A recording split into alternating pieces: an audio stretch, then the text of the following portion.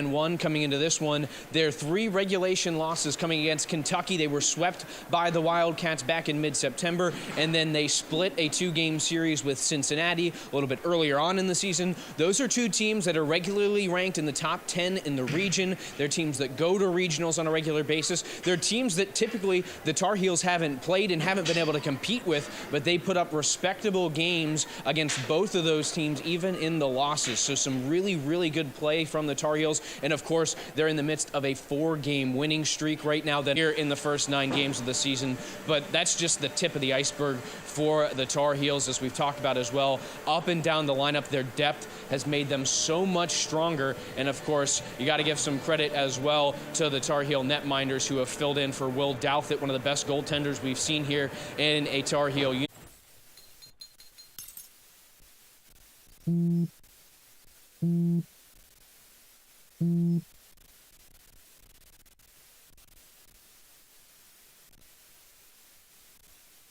Hey, Bobo, do trees tell each other stories?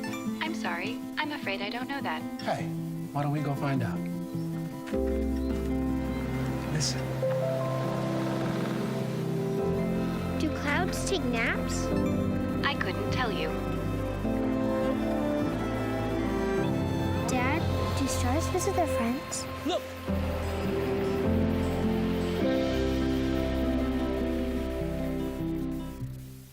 If I could be you, and you could be me for just 1 hour.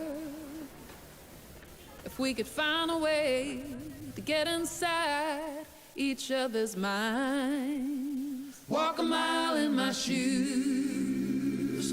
Walk a mile in my shoes. Well, before you abuse, criticize, and accuse. Walk a mile in my shoes.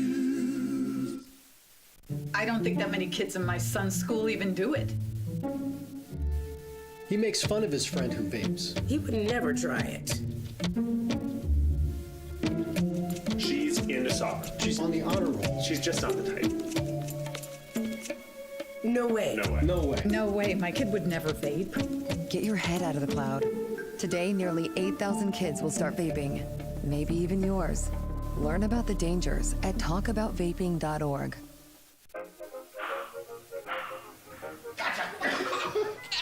I surrender, I surrender. All right, pal. Get ready for the day, buddy. Hey, Dad. Hey, Dad. Do we have a gun? What's up? Do we have a gun?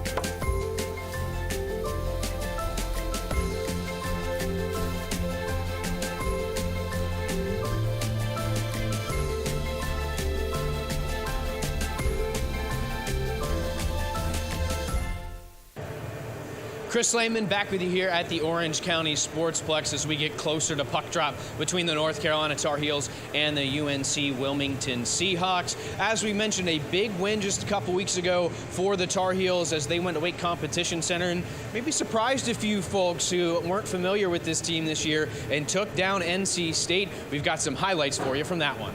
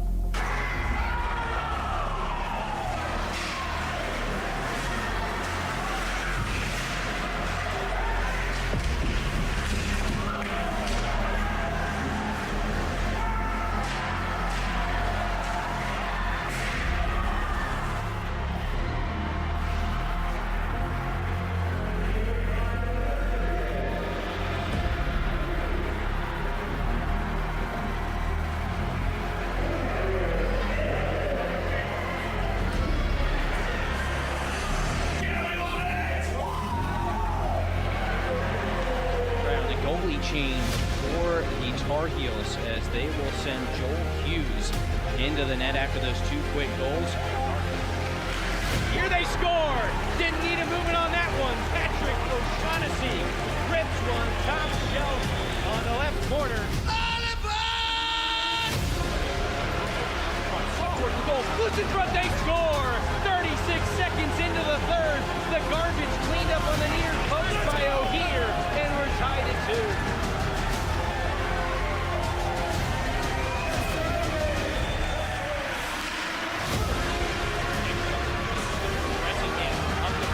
Breakaway for the lead. Big blocker save. Rebound, they score! It's knocked home on the rebound. 2 goals in the first 2.5 minutes, and the Tar Heels jump out in front.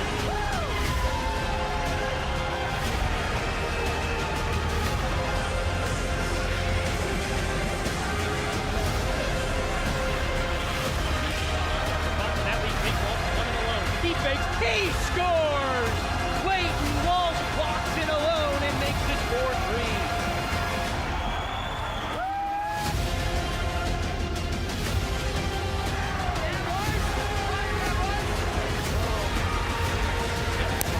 Now a steal for O'Shaughnessy. He'll take it in and ice the hockey game.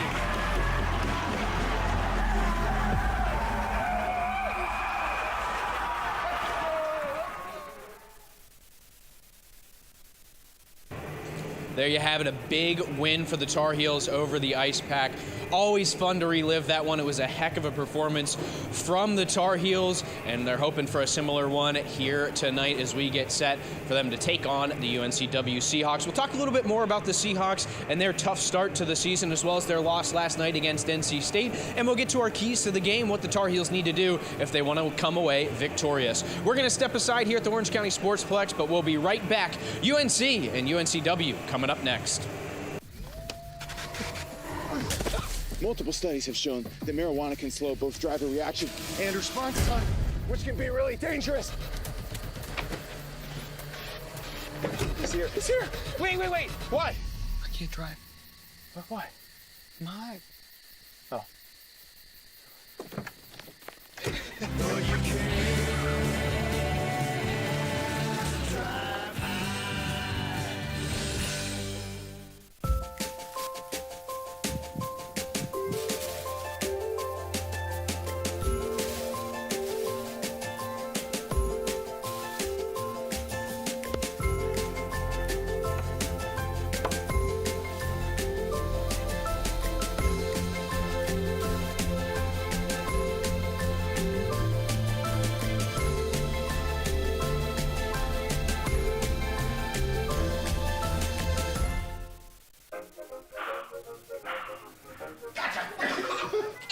I surrender. All right, pal. Get ready for the day, buddy. Hey, Dad. Hey, Dad. Do we have a gun? What's that? Do we have a gun?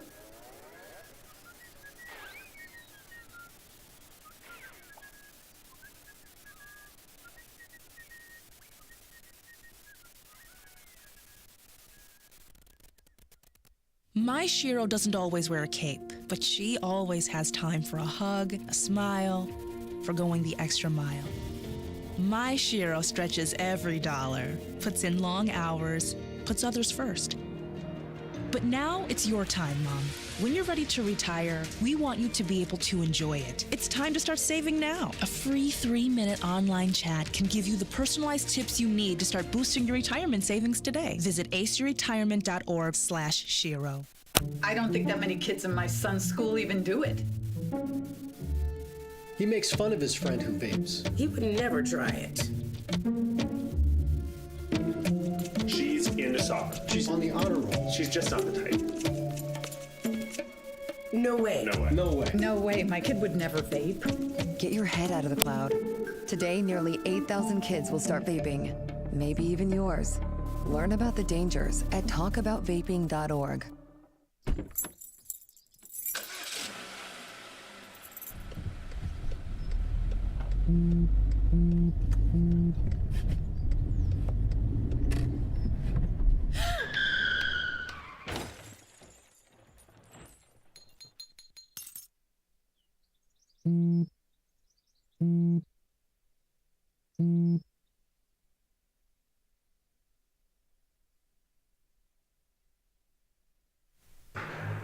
Both teams just about set to head out for warm-ups here at the Orange County Sportsplex. Chris Lehman back with you as we get prepped for the North Carolina Tar Heels to take on the UNCW Seahawks. As promised, we're going to take a little bit more of an in-depth look at the Seahawks now. It's been a little bit of a tough start to the season for them. They started out 0-3 with losses to the likes of Stevenson and then a pair of losses to Millersville. Of course, another loss last night at the hands of the NC State Ice Pack, but some tough competition for this Wilmington team early in the season. It's really great to see that as well. I've been following college hockey in this area since being a college student at NC State way back 10 years ago now, and to see these teams now playing schools that you didn't hear the names of typically. If Stevenson, Hugh Mary was in town to play NC State recently as well. So you're getting a lot of development for these teams. They're playing a lot of really strong teams from out of the area, regionally ranked teams that are going to test them and make these better hockey programs going forward.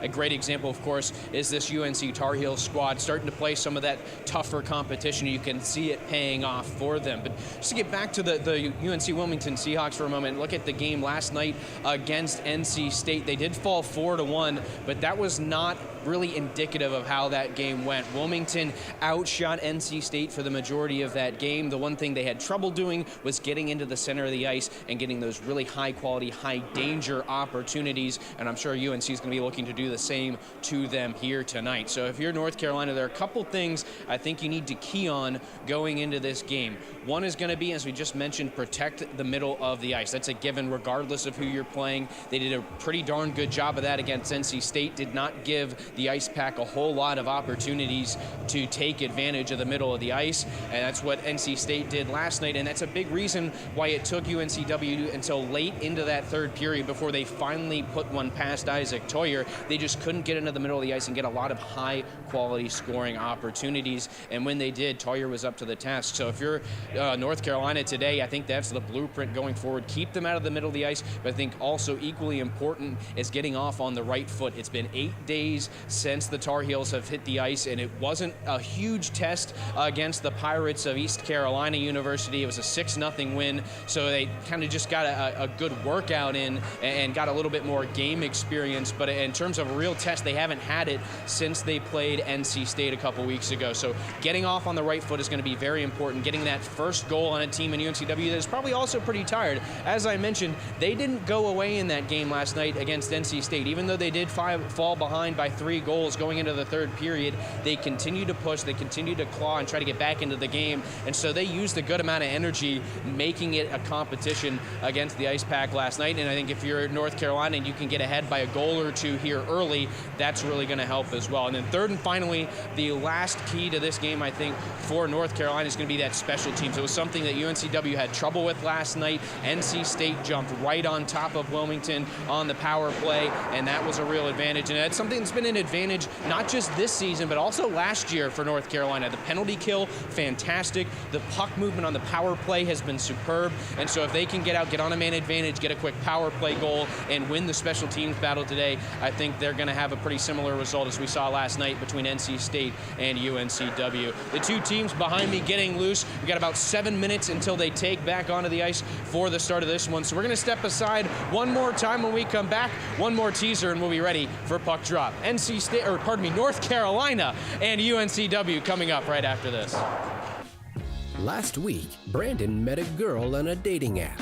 One day after work, he finally found the courage to ask her out. No answer.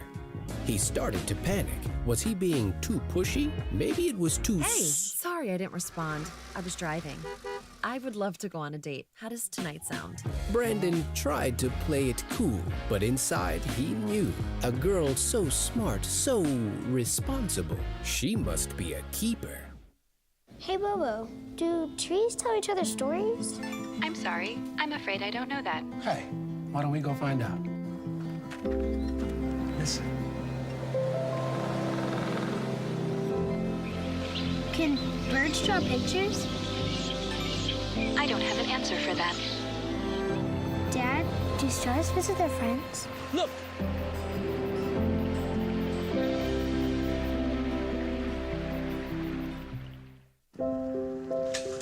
I want to eat apples and bananas. I need to eat apples and bananas. Why can't I eat apples and bananas? Support the Feeding America nationwide network of food banks to help provide meals to those in need. Join us at feedingamerica.org.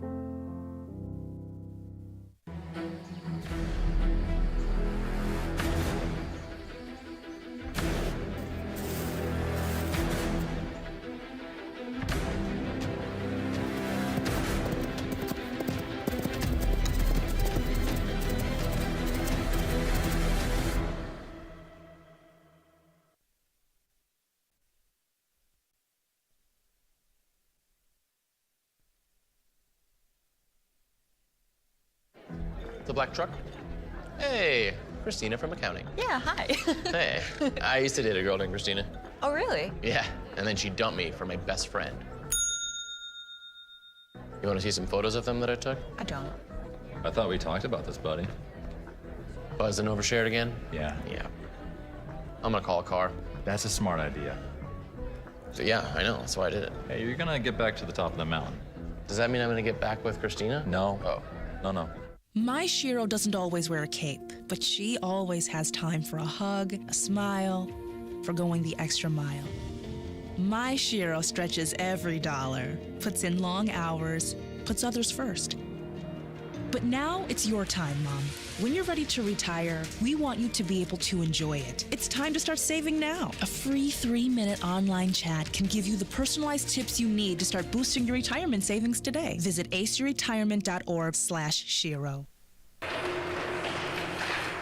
You got to look there at the Tar Heels getting loose as we're about 3.5 minutes or so away from puck drop between these two teams. We mentioned a couple of names. I just want to highlight a few of them one more time for you to keep an eye on here in this one. The two new guys to the roster this year, Cole Kozlowski and Patrick O'Shaughnessy, leading the team with 12 and 11 points respectively. So keep an eye out for those guys in this one. There you get a look at Kozlowski with David Mahan, who's another guy you'll see on one of those top two lines that can really do some damage. Had a goal for the Tar Heels against NC State a couple of weeks ago.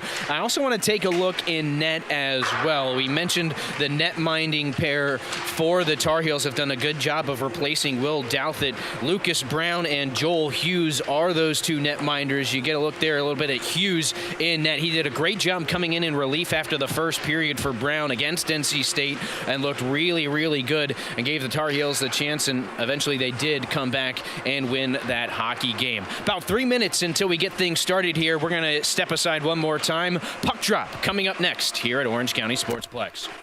Jordan knows he shouldn't eat this entire bowl of nachos, but tonight he's earned that right, because a few hours ago in the middle of happy hour, he recognized a sign, not from the gods or a bolt of lightning, but from a double heart, a kissy face, and a fourth ha in ha ha ha.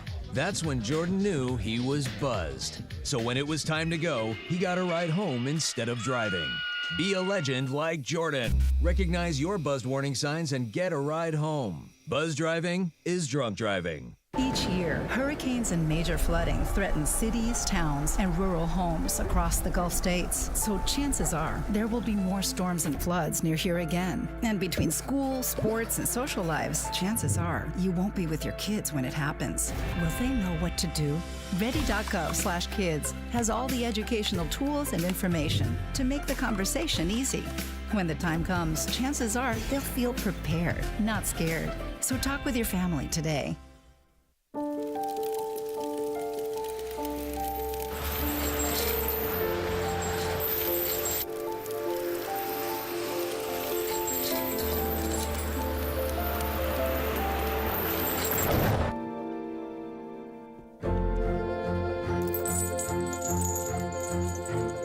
Did you know dragging chains can spark a wildfire?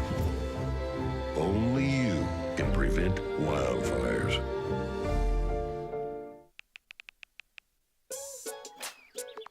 Worried about your friend, but don't know how to reach out?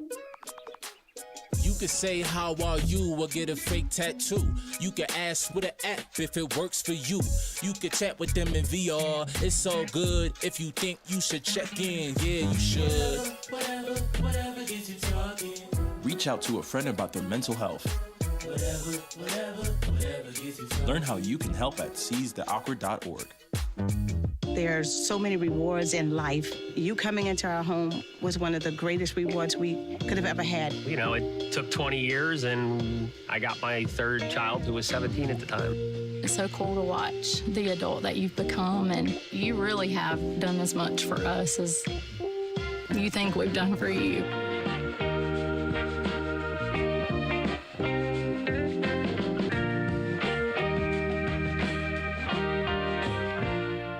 If I could be you, and you could be me for just 1 hour. If we could find a way to get inside each other's minds. Walk a mile in my shoes. Walk a mile in my shoes. Well, before you abuse, criticize, and accuse. Walk a mile in my shoes. There you get a look at the Tar Heel net as we conclude warm-ups here at the Orange County Sportsplex. The North Carolina Tar Heels and the UNC-Wilmington Seahawks just about set to square off. You see there the 5-3-1 record for the Tar Heels coming into this one, and it has been a strong start to the season. As we mentioned, those 3 regulation losses coming against Cincinnati and twice against Kentucky.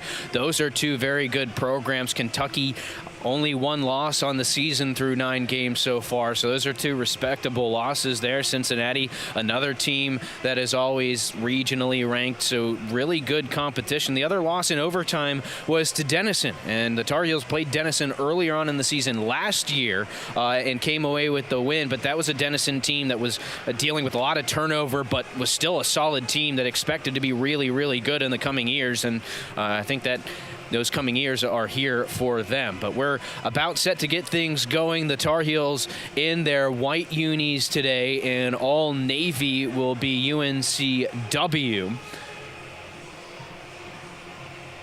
We've got the fresh 20 minutes up on the clock, and we're just about set to get things rolling. 3 20-minute periods scheduled for this one. As we mentioned, Tar Heels with their first game in 8 days had a 6-0 win over ECU last weekend. But short rest for the Seahawks. They had an 8:15 puck drop last night. So a quick turnaround as they come over to Hillsborough here today. And it looks like Tar Heels are going to send out their top line that includes Henry Foster, Brian Hogan, and Dan O'Hear to start things off. D pairing will be Florian Zajic along with Perry Winfrey. On the other side for the Seahawks, taking the face-off is Chris McGrath as he'll square off against Hogan. On the wings, he's got Brendan Umsheed.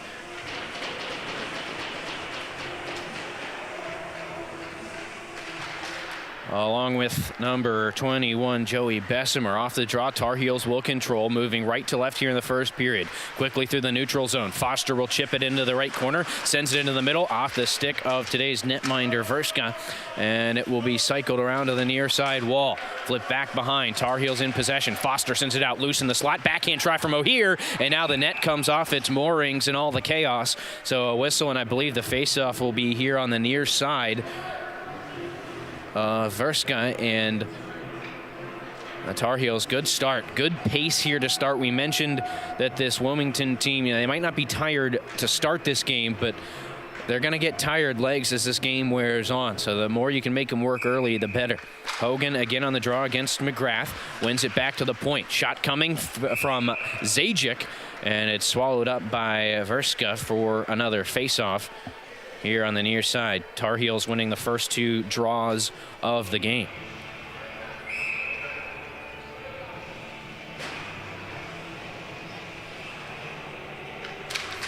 Another face-off won by UNC. Foster kicks it to his stick. Working to the far side, down into the circle, is centering pass, chipped back to the point, and Winfrey will hold the zone.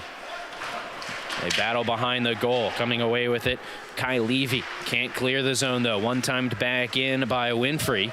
Held along the wall by O'Hear. Sent to the middle. That's stolen away by McGrath. He's going to chip it up the wall and go after it. Wilmington going to get a change as they get it deep. Winfrey collects behind the Tar Heel net.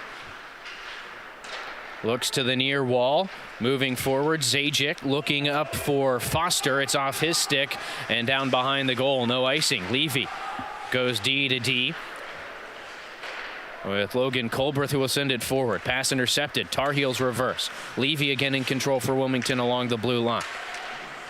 Little scrum along the near wall. You get a look up close. It'll be pinched along. Tar Heels come away with the loose puck. Sent deep by Leighton Walsh. Verska held to play it. Backhands it around to the near side. Luke Norman under pressure. Sends it to the middle for Levy. He'll bank it off the wall. Nolan Taberham chases it out. And again, Wilmington can do nothing but get it deep and change. Tar Heels in control. It's Simon Malone circling behind. He shoulders off a big hit. Can't clear the zone, though. Over along the far wall. Slapped in by Mosher. Shane Mosher's shot went wide. Tar Heels collect in the near left corner. Walsh turns with it. Steps past one defender. Now he can pick up speed down the near left wing. Stops as he crosses the blue line looking for some help. He'll go rink wide. It's taken on a bank by Malone, who slaps it in. Friedman in on the forecheck. Now the Tar Heels need a change so Wilmington can reset.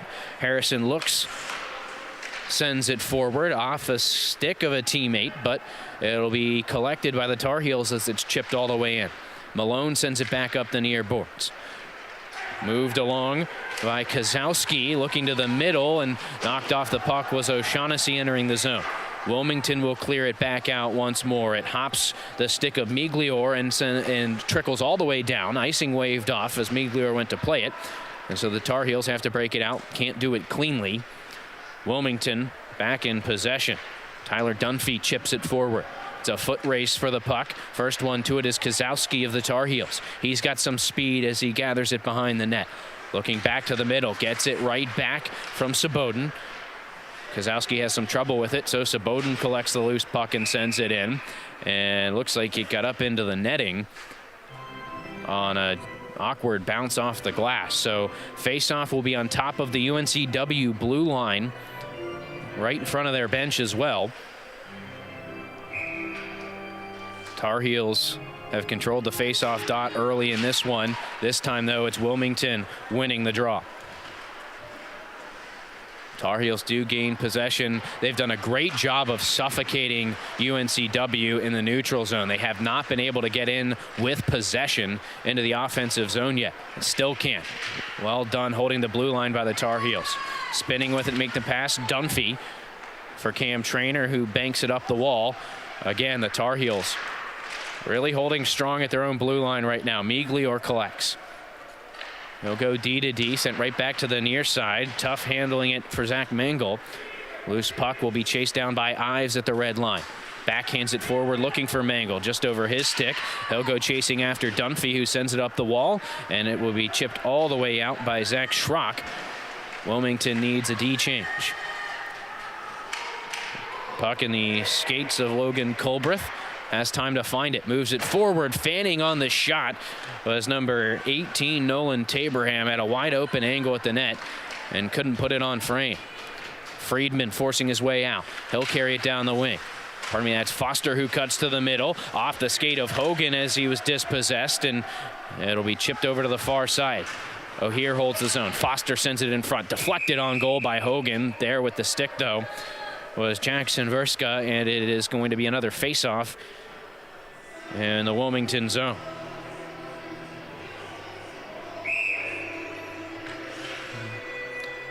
No shots yet for Wilmington, as we mentioned, just having trouble getting into the zone. No shots on goal, at least, as the face-off one back to O'Hear. His shot disrupted.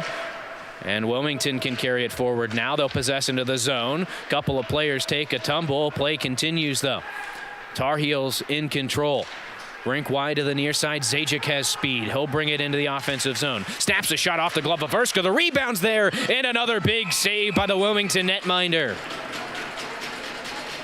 Perhaps the best chance or chances of the afternoon so far. Two quick shots for the Tar Heels. We'll get another look at it here. Great pass across to Zajic. We got a good shot. The rebound was there, and a flash of the leather from Verska. Keeps it scoreless for now. Another face-off won by Wilmington, though they're having trouble pushing it up the near wall and out. It's a 4-man scrum. Foster in there along with Zajic for the Tar Heels. And it is just pinned along the wall. Wilmington not letting it free. Foster and Zajic doing a good job as they knock down the Wilmington player. That was Kyle Siggins, and now the puck comes loose. Harrison looks, trying to clear. It's still bouncing around in the Wilmington zone. Now it'll be forced out. Jack Krosner moving forward. He will be knocked off the puck. Tar Heels trying to gain control. O'Heir can't gather it, and now Foster collects. Shielding off a defender. He leaves it for Zajic, who chips it along the blue line, and he'll be upended. That's going to be a penalty against Wilmington. A tripping call. Will result in the first power play. It is Krosner who is the guilty party. And the Tar Heels, with 14:22 to go in this first period, get their first power play.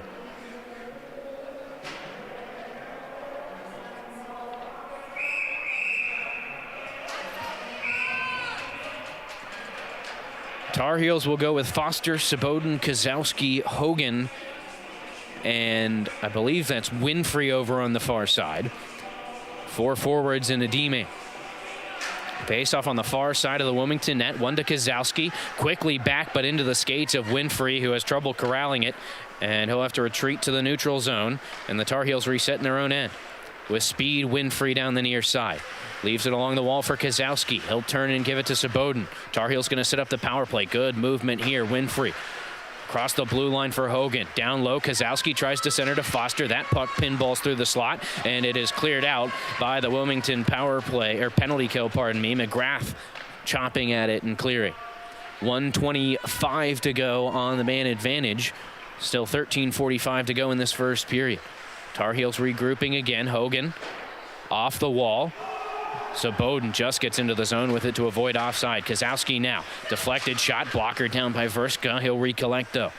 Cole Kozowski turning with it in that far corner. He'll be pinned to the wall by Dunphy, but he gets it back to the point. Winfrey down to Kozowski again along the half wall. He'll quarterback.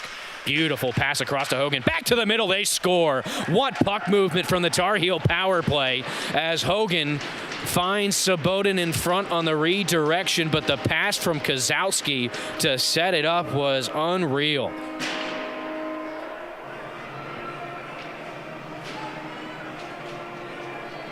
We'll get another look at this power play goal for the Tar Heels. But look at that pass across to Hogan. Bing, bang, boom. Tar Heels with the lead.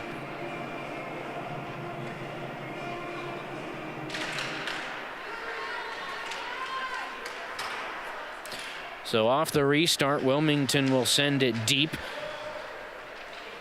Tar Heels, at least by my own official count, with a slight advantage, 5-3 in the face-off circle early. But that power play goal has them in front. First shot to test the goaltender in Hughes, and he'll knock it down and control the rebound. Face-off coming up in front of the North Carolina net. Another look at it there.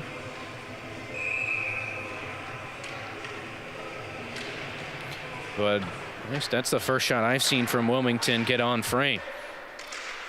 Tar Heels trying to break it up the near wall. They get it into neutral ice, but no further. Turned back by Kai Levy. Has no one there to help him out. Tar Heels just trying to bull their way through the neutral zone. Not going to work, and now Wilmington brings it back in. Colbra's shot deflected wide. It'll work its way behind the UNC net, and now the Tar Heels can break it out. Chipped into the neutral zone by Friedman, who will chase after it. Beat to the puck, though, by Wilmington's Mosher. They'll take it away, though. Here comes Friedman looking to the middle. That pass hit a skate and deflects out into the neutral zone. Tar Heels will regroup. Ben Edwards tracks it down in the Tar Heel end. David Mahan sees it on and off his stick. Loose puck in the neutral zone. Picked up by O'Shaughnessy. Beautiful move coming in, and the shot deflected up over top. Good stick there from Nolan Taberham. But a great chance there for O'Shaughnessy, and you see some of the skill coming out here as well for the Tar Heels. But off to a fantastic start. You score on the power play. They've controlled play for the most part. Controlling the face-off circle, though they will lose that one there. Krosner wins it backwards. Wilmington gets it out. Maybe a chance on an odd man rush. In comes Mosher. Puts the shot on, and it's deflected back behind. Good forecheck, though, from UNCW. Loose puck collected by Misha Sabodin. He has space up that far right wing. Headmans to O'Shaughnessy, looking to the middle as he crosses the blue line. It's slapped right back out, and the Seahawks can move forward. Shane Mosher again trying to chip it deep. Joe Miglior disrupting that play. He'll pin it to the wall as it's taken away from him. O'Shaughnessy finds the loose puck and breaks it out. Pass across to Sabodin. He's got speed coming in alone. Hesitates, shoots. Good stop by Verska, but the rebound knocked home. It's Kozowski picking up another one. And the Tar Heels, about 2 minutes after they score their first, have added another.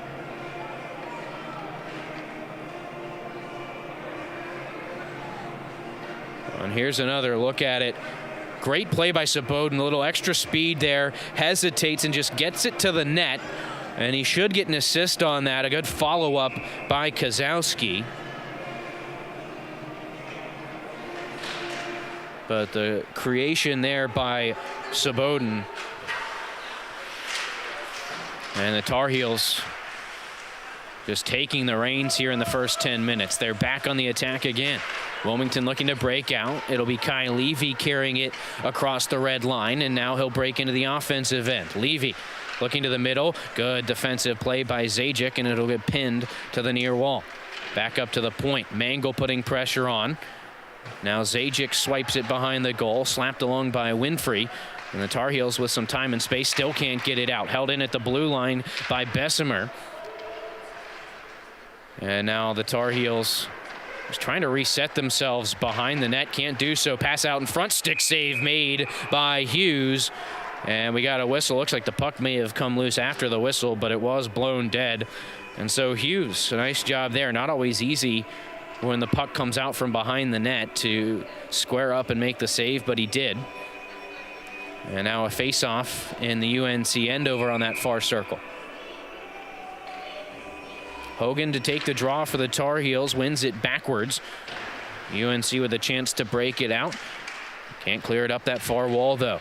Walked in, shot, whistles just wide of the near side post for Zach Schrock. And now the Tar Heels can break out. Foster collects at the red line.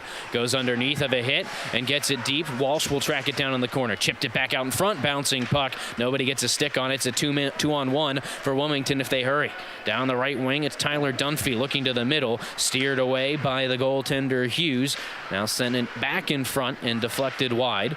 Wilmington starting to get some sustained pressure here, though. Back to the point. Shot coming. That one didn't get to the net. Loose on the side of the goal, though, and Hughes is going to pounce on it. Good extended pressure there from Wilmington. It's the first time we've really seen them with any kind of sustained attack here in the first 10 minutes. But Hughes now seeing some action, responding well to it. Another look at that one there, and a nice job by Joel Hughes just to get back to the post quickly and seal that off. So face-off sent to the near corner. Wilmington will control. Face-off starting to even up a little bit. But the Tar Heels right now just need to focus on breaking out. Wilmington has gotten a strong forecheck established, and they pin it in that far corner as it squirts loose. Now the Tar Heels have space to skate it out. Walsh looking to the middle. That pass chopped down and sent right back the other way. It'll be stolen, though, at the blue line as John Miglior advances it into the offensive end. He'll chase it down behind the net. Good work by the Tar Heel defenseman. He'll pin it to the wall. Walsh there to help. He can't control, and now it'll be a board battle again. One-on-one between Miglior and Tabraham. Tabraham able to work it to the near corner, and Wilmington breaks it up and out. At the red line, the Tar Heels take it back. Walsh over to Friedman, sidesteps a hit and carries it into the zone. Then he gets knocked down. Big hit on Friedman, who pops right back up and goes to work again. Has Walsh there helping along the wall. Tabraham moves it along. Scooped up by Cameron Plants. He'll send it off the glass and out. Finds a teammate. Advanced forward now to Umsheed. His shot goes high, and it wraps all the way around the boards and out. Puck hopping around on these guys right now. A little bit of a struggle there in the neutral zone for Bessemer. But the Seahawks get it deep. First one to it for the Tar Heels is Justin Magan. Now Kozowski cycling back behind the Tar Heel cage again. Left for Saboden. Little bit of a miscommunication there, though, and Wilmington swipes it deep again. Saboden pinned to the wall. There's Foster knocked off the puck. Tar Heels do get it out into neutral ice, and now Kozowski settling down a bouncing puck can create an opportunity here. He'll stop at the blue line. Looking across, taken off the wall in the corner by Saboden. He'll cycle it around behind, looking for O'Shaughnessy, who's beat to the puck, but a good pinch by Zajic to hold the zone. He'll poke the puck back behind the goal again. Tyler Dunphy there for Wilmington. He'll lift it up and out. Good job by the Tar Heels there. Weren't able to ever really get possession, but they didn't make it easy. Now they move quickly. Wilmington caught in a change, and a good job getting back. The back check by Zach Schrock prevents an opportunity for Kozowski. Now Wilmington with a chance of their own, and that one sent high by Schrock. Tar Heels got to get back and defend. Kai Levy up at the right point. Sends it through traffic. Looks like Hughes got a piece of it, and it'll be deflected off the glass, but not out. Oh, they will say it did get out. Nolan Taberham gloved it down, but the linesman right there on the blue line said he didn't keep it in the zone. So face-off coming up on top of the Tar Heel blue line right in front of their bench with 7:24 to go in this first period. It was 2 goals about 2 minutes apart, one on the power play for Misha Saboden, another one at even strength for Kozowski. And that's where we stand. Right now, Wilmington, though, getting the better of the play here. Along that far half wall, Logan Colbreth back to the point. Taberham shot sticked away by Hughes, who started to see some more action and has been up to the task so far. Kai Levy intercepts the breakout pass, but he'll carry it in too early as the Seahawks still offsides, and another faceoff coming up on top of that UNC blue line.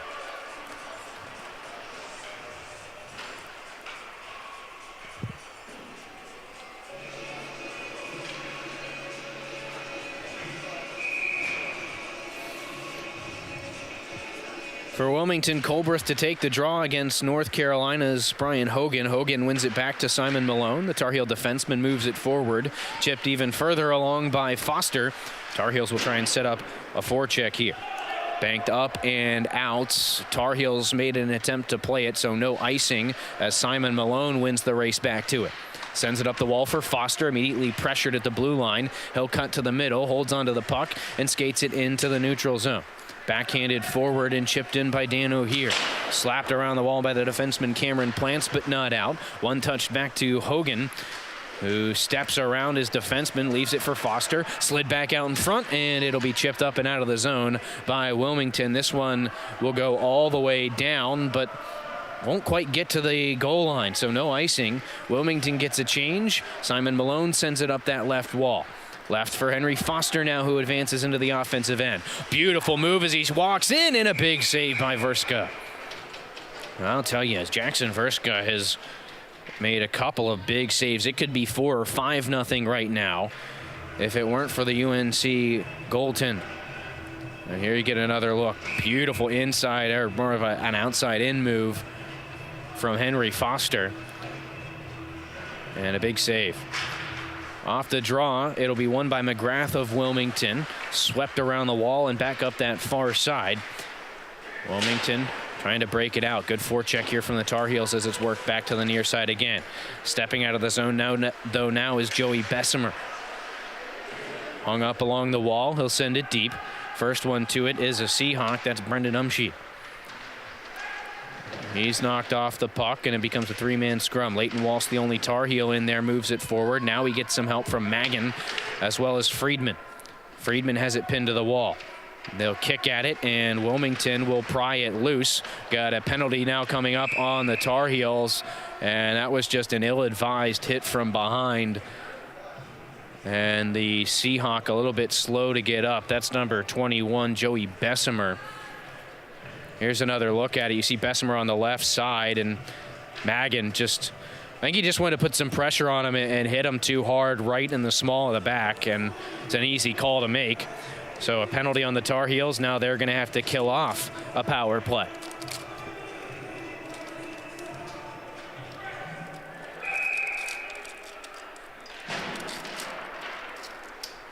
Off the draw, Tar Heels able to send it around the wall. Doesn't quite get out, though. Hogan will glove it down. Now he's got a chance to move shorthanded. Brian Hogan down the right wing. Steps to the middle, and he's going to be knocked off the puck as the Seahawks get back and defend. Good chance there for the Tar Heels. And now Wilmington advances. Swept into the zone by Schrock all the way around into the near corner. That'll be pinned there. Nice work by Florian Zajic to slow things up. Wilmington, though, going to get the power play set up, and pass intercepted and cleared all the way down.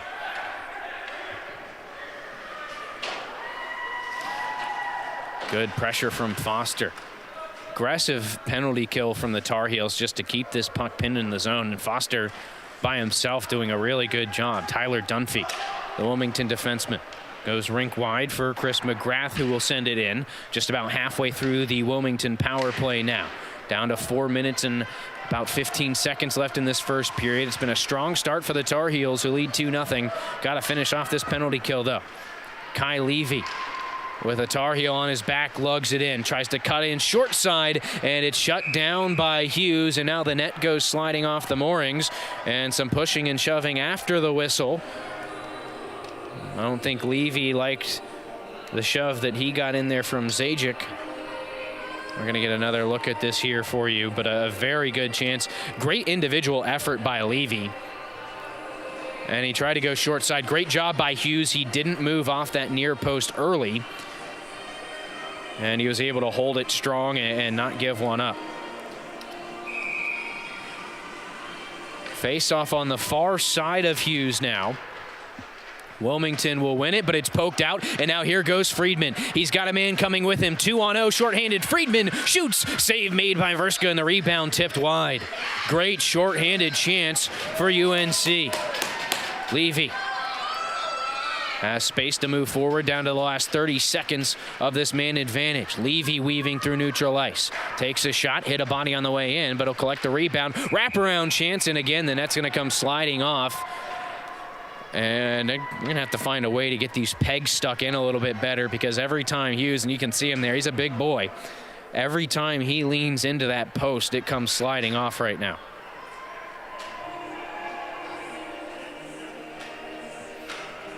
And you can see there up close, the linesman is trying to do his best to get it stuck in there. Hughes adding a little bit of water, hoping to freeze it to get a little bit of a freeze in there as well. 3:36 to go in the period. 21 seconds on the power play for UNCW. Quick shot off the draw, sent wide to the far side. Kept in, though, at the point by Taberham. Trying to step past Friedman. Swings one towards the net. That one missed the cage and deflects all the way out. That should finish off the power play for Wilmington. Verska trying to catch the Tar Heels on a chain. Sends it forward.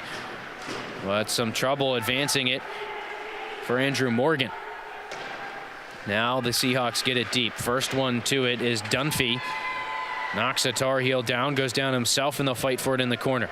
O'Shaughnessy in there along with Malone. O'Shaughnessy comes up with it for UNC. Saucers it forward, and now the Tar Heels break out. Into the zone, Saboden leaves it for Kozowski. Backhanded in front, couldn't find Misha Saboden. And now they go to work in the near corner. Cole Kozowski cycling with it.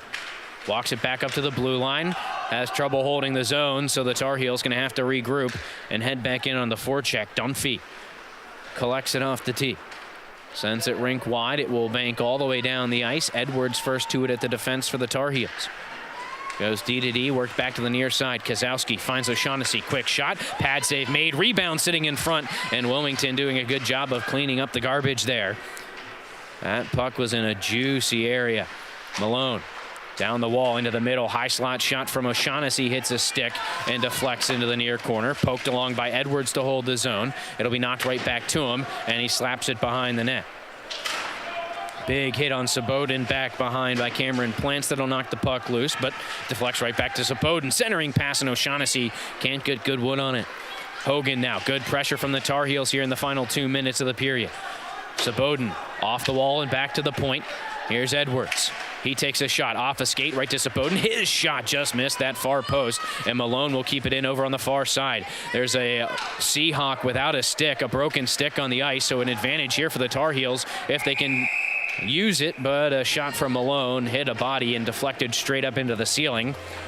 And so we'll have a stoppage and a face-off, a much-needed stoppage for Wilmington. As we mentioned, they had a player out there without a stick. I believe it was Kyle Siggins whose stick broke in that far corner, and he was out there for a good 30 or so seconds without a stick, which to me makes it about a 5 on 4.5 when you don't have your stick. Makes it a lot harder to defend, and the Tar Heels, they took advantage in terms of zone time and chances, but they couldn't put it in the back of the net.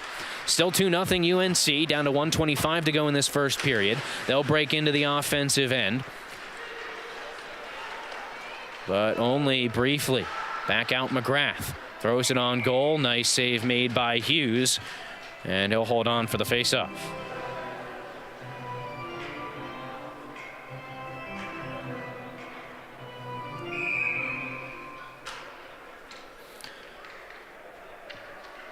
Face-off in that far circle. Won by Wilmington. Taberham holds the zone. Pass from that far corner. Skitters all the way through to the near side wall. Behind the net, it'll be collected by Bessemer. Out in front, and again, Hughes all over it on the near post. He's done a great job sealing off the posts here in this one so far. Wilmington just trying to sneak one in on him if they can, and it's not happening right now.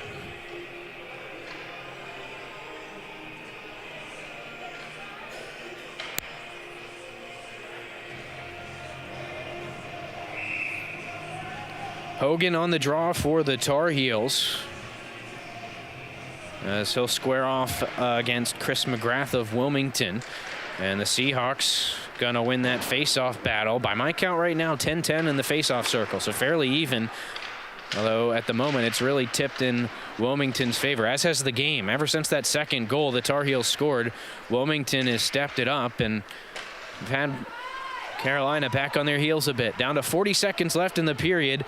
Dump and chase game here for Wilmington late in this first period. Umshee down on the forecheck for the Seahawks, trying to send it out in front. Loose in the slot. It'll be poked out of danger, and a chance to move forward. Maybe an odd man rush if they hurry. Henry Foster past this defender down the near side. Goes backhand short side. It's off the post. Backhanded out in front. Nobody there in a white jersey to put it home. Another good chance there for North Carolina, and Wilmington in a bit of a panic will ice the puck here.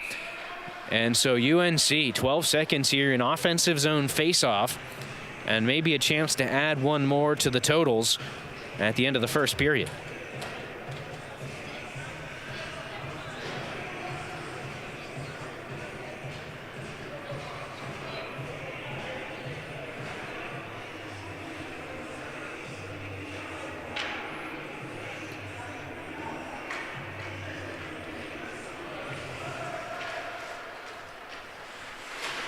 Wilmington will win the draw into the far corner, and they're going to try and waste away the rest of this period by pinning it to that far corner wall. That's exactly what will happen. Final 12 seconds tick off, but a strong start to this contest for the North Carolina Tar Heels. It was a power play goal just under 7 minutes into the game from Misha Sobodin. 2 minutes later, Sobodin brings it in and finds Cole Kozowski to double the lead, and the Tar Heels with a 2-0 advantage after 20 minutes here at the Orange County Sportsplex. We'll step aside here for a moment and come back to take a look at how that first period went. Tar Heels 2.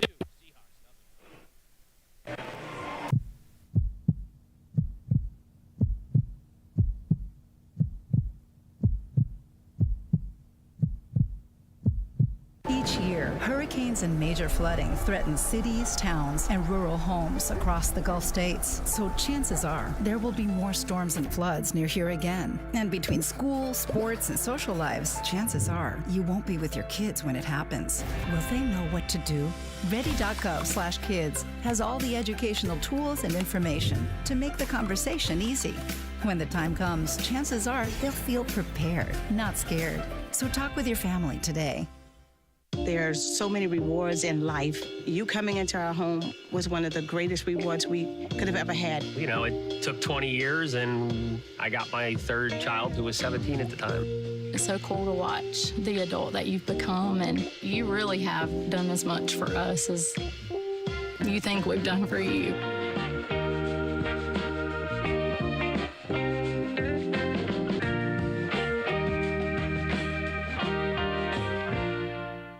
I I don't think that many kids in my son's school even do it. He makes fun of his friend who vapes. He would never try it. She's into soccer. She's on the honor roll. She's just not the type. No way. No way. No way. No way, my kid would never vape. Get your head out of the cloud. Today, nearly 8,000 kids will start vaping. Maybe even yours. Learn about the dangers at talkaboutvaping.org. If I could be you, and you could be me for just 1 hour. If we could find a way to get inside each other's minds. Walk a mile in my shoes. Walk a mile in my shoes. Well, before you abuse, criticize, and accuse. Walk a mile in my shoes. Hey, Bobo, do trees tell each other stories? I'm sorry. I'm afraid I don't know that. Hey, why don't we go find out? Listen. Do clouds take naps? I couldn't tell you. Dad, do stars visit their friends? Look!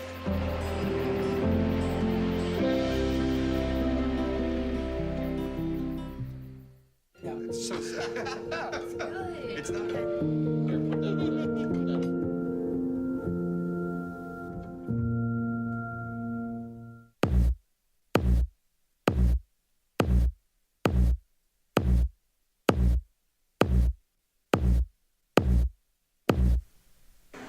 20 minutes down here at the Orange County Sportsplex in Hillsborough, North Carolina. It is a 2-0 lead for the North Carolina Tar Heels over the UNCW Seahawks, and it was just overall a very strong period for the Tar Heels. We talked about special teams being important coming into this one, as we mentioned some struggles for Wilmington in the special teams department last night, and the Tar Heels took advantage. They got a power play early in the game, and Misha Saboden capitalizes with the opening goal to make it 1-0. So the Tar Heels 1 for 1 on the power play in period number 1. And then on the other end, not the best of penalties later on in the period. A hit from behind put the Tar Heels down a man for 2 minutes, but they did a pretty solid job, even though there was some good zone time for Wilmington. We talked about keeping the puck to the outside, and especially when you're killing a penalty, the more you can keep the puck to the outside, the better you're going to be, and the easier it's going to be to kill off a power play. So a pretty textbook penalty kill from the Tar Heels there, held on to their 2-0 lead, and can't forget about that second goal. It's always a characteristic of a good hockey team. If you can score, get right back on the horse and go get another one. That's exactly what UNC did. They kept that momentum going. It only took 2 minutes, and then Misha Saboden comes down the right wing, gets a pass out in front, gets the puck to the net, and there to clean it up was Cole Kozowski to make it 2-0. So a great first period from the Tar Heels. Not much to improve upon, maybe a little bit more clean play through the neutral zone, but a 2-0 lead is nothing to scoff at here against UNCW. We're going to step aside here for a moment. We have highlights from the first period coming up when we come back. Tar Heels 2, Seahawks 0. From the top of D.H. Hill Library. Don Diablo. Oh yeah, this is actually like in my studio. WKNC HD3 Raleigh. Hey, what's up and what's going on, folks? This is Kid Kinetic, your boy, up here at the top of the hour. And guess what I got? A treat that's too sweet to beat. This is Wolf Bites Radio. Oh, that's really sweet. NC State.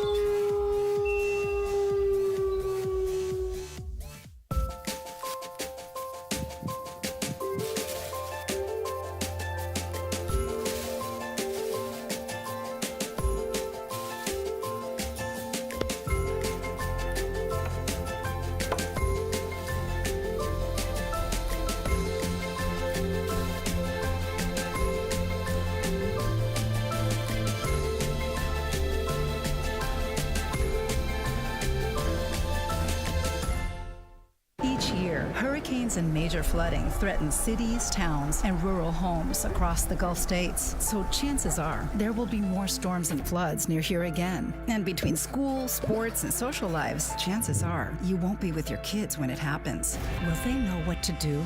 Ready.gov/kids has all the educational tools and information to make the conversation easy. When the time comes, chances are they'll feel prepared, not scared. So talk with your family today.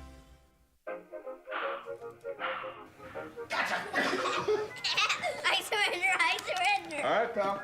Get ready for the day, buddy. Hey, Dad. Hey, Dad.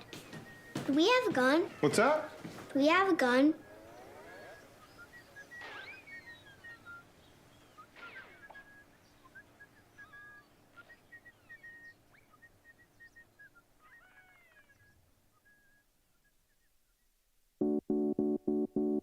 When it comes to making plans, you are the best.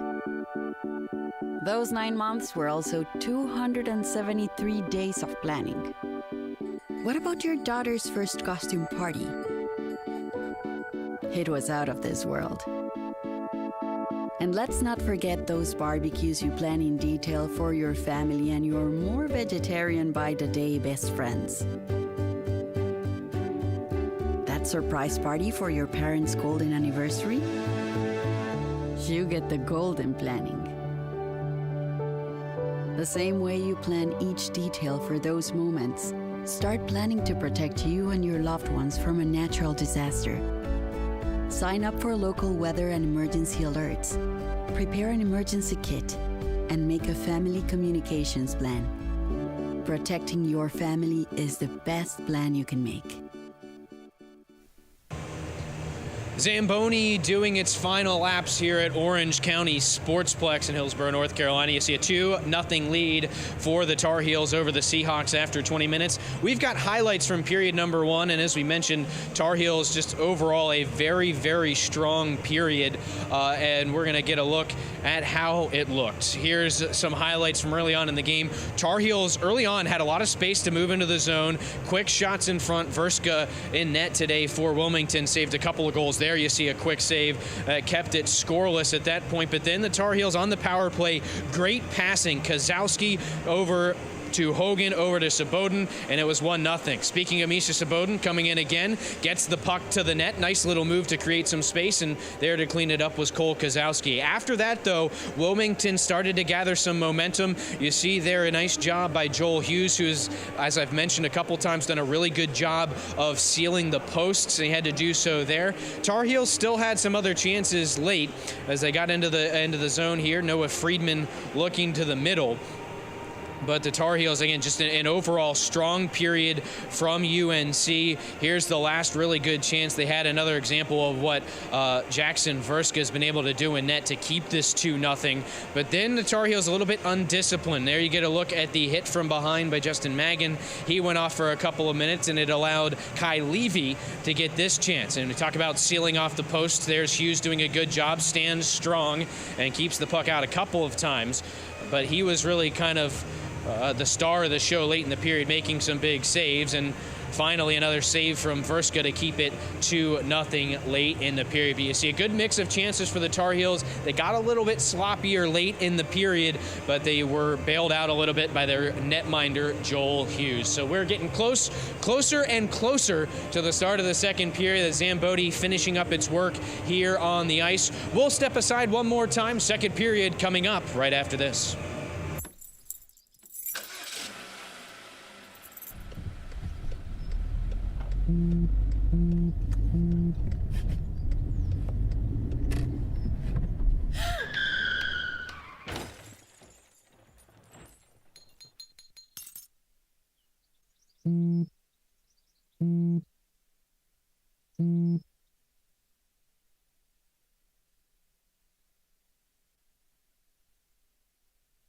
I don't think that many kids in my son's school even do it.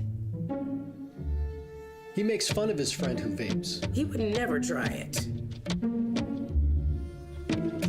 She's into soccer. She's on the honor roll. She's just not the type. No way. No way. No way. No way, my kid would never vape. Get your head out of the cloud.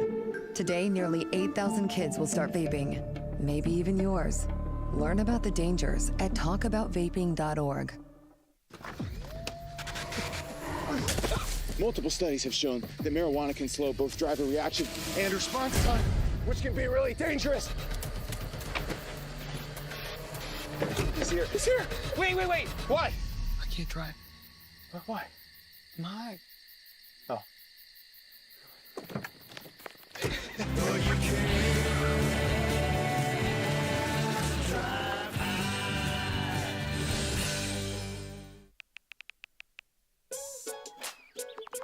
Worried about your friend, but don't know how to reach out? You could say, how are you, or get a fake tattoo. You could ask with an app if it works for you. You could chat with them in VR, it's so good. If you think you should check in, yeah, you should. Whatever gets you talking. Reach out to a friend about their mental health. Whatever gets you talking. Learn how you can help at seizetheawkward.org. I want to eat apples and bananas. I need to eat apples and bananas. Why can't I eat apples and bananas? Support the Feeding America nationwide network of food banks to help provide meals to those in need. Join us at feedingamerica.org.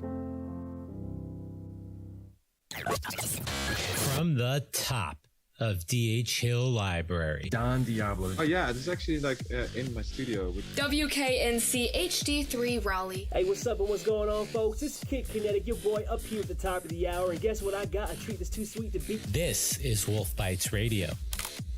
Oh, that's really sweet. NC State.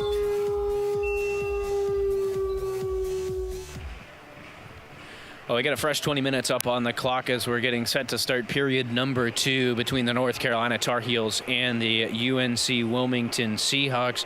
Well, as they get set to take the ice, I want to take a quick look at some of the numbers. And again, these are unofficial numbers, but I try to keep them just to have a sense of the trends of the game. In terms of faceoffs, fairly even. I had faceoffs right around 10-10 in period number 1. Shots about the same for both teams. And then the big differentiator right now is, of course, the special teams. Power play goal early for the Tar Heels. They killed off a power play later in the period. You could look at that and think if the Tar Heels don't score on the power play, which, by the way, they had gotten through over half of that power play at that point before they scored. But if UNC doesn't score on that one and Wilmington scores on theirs, you're looking at a 1-1 game instead of a 2-0 game. So that special teams has been a differentiator early. And again, the other thing for North Carolina that they've done really, really well so far, and you can't really see in the stats that I'm able to keep during the game here, but they've done a really good job of keeping up the pace of play. They are a fast team. They like to play quickly. They like to get through the neutral zone quickly. They like to make their opponents chase. And if you can get Wilmington to chase, as we've mentioned plenty of times, they're less than 24 hours removed from a tough game against NC State last night. The more you make a move, the more quickly they're going to get worn out, and the more that space is going to open up for the Tar Heels through the neutral zone. And we saw some of those highlights, how cleanly they came into the zone, how much space they had crossing the offensive blue line at times. And that space is only going to grow as Wilmington gets more and more worn out throughout the course of this hockey game. Well, Joel Hughes getting his net prepped up right in front of me here down in the near end as you get a look behind the Wilmington net as they get set for period number 2. Now, you can't sleep on Wilmington here either. As we mentioned, they did not go away against NC State last night. They were only down 1-0 after 1 and 3-0 after 2 periods, and they did get a goal late in the game. So they're not going to stop playing just because they've fallen behind, and they have the skill. We've seen the chances. They haven't had a lot of them, but there have been some chances, and there's a chance that they put one in the back of the net. And if they get the next one, this becomes a very different hockey game than if UNC gets the next one. Hogan and McGrath will square off at center ice to start the second period. McGrath wins the draw, but it's instantly turned over. Winfrey will carry it into the offensive zone down the right wing for the Tar Heels. Button hooks in the corner. Looking for some help to the middle. It'll be deflected on goal. Nice save made by Verska. Tar Heels unable to maintain the zone, so they'll regroup in neutral ice. Carried in now by Brian Hogan. Steps to the middle. Around the back, he scores on the wraparound. What a finish by Hogan, and it's 3-0 just 25 seconds into period number 2. And here's another look at it. Hogan, great outside in move and just speed around, and Verska overcommits on the near post. And a nice finish.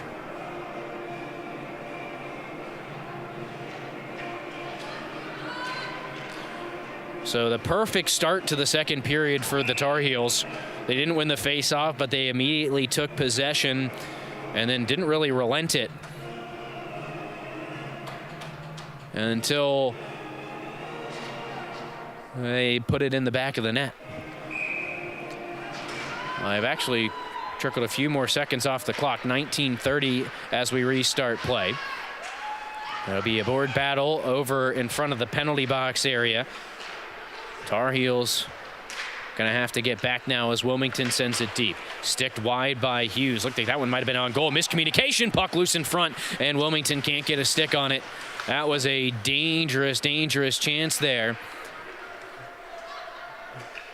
But again, Hughes, a nice job. He does not leave that near post early. And now Sabodin with the turnover. He'll walk in, shoots, and puts it right into the glove of Verska, who continues to make big saves to try and keep his team in this hockey game. But that last chance there, and Hughes, he sticked it to the back of the net, and it just came right off the boards and back out in front. And he was going to leave it for, I believe it was Hogan skating by, and Hogan thought that Hughes was going to take it, and it was just sitting there for the taking for Wilmington. They couldn't take advantage. Pinballs in front. Oh, it just missed. Good shot from the point. This is the Tar Heels controlling the offensive end. Edwards sends it down the half wall. Kozowski with a goal already today sends it back behind the net. Wilmington now in control. Can't clear, though. Tar Heels force the turnover. O'Shaughnessy trying to walk out in front, and that's poked off his stick and cleared away by Colbert.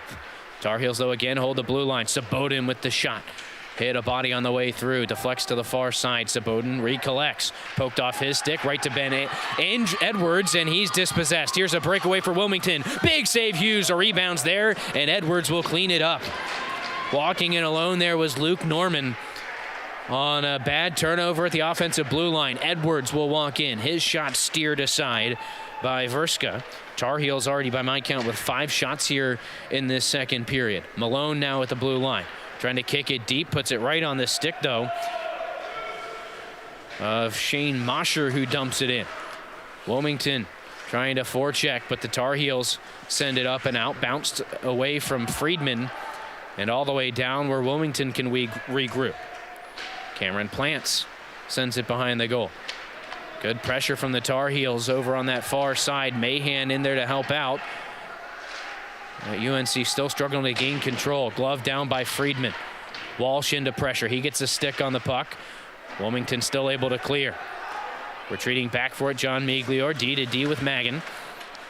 Now Friedman chips it along. Leighton Walsh with some speed down the right wing. Looks to the middle. Stick save made by Verska. Swatted back to the middle by Miglior. Nobody there in a white jersey can get a piece of it. And now UNCW moving forward. Around the check goes Kyle Siggins into the corner. He'll be hit by Friedman, pinned by a couple of Tar Heels in the corner. Wilmington, though, able to get set up in the offensive end. Far point, shot coming. Blocker save made by Hughes. A good chance there for Cam Trainer with the shot through traffic. Hughes now stopping all 13 shots he's faced so far. Tar Heels trying to play the dump and chase. Can't win the chase, but Wilmington going to dump it deep and beat out the icing call. McGrath beats Magan to it. Can't maintain control behind the net, though. Loose puck. Getting some help now. Brendan Umschied looking back to the blue line, but unfortunately, Tabraham was not ready for it there.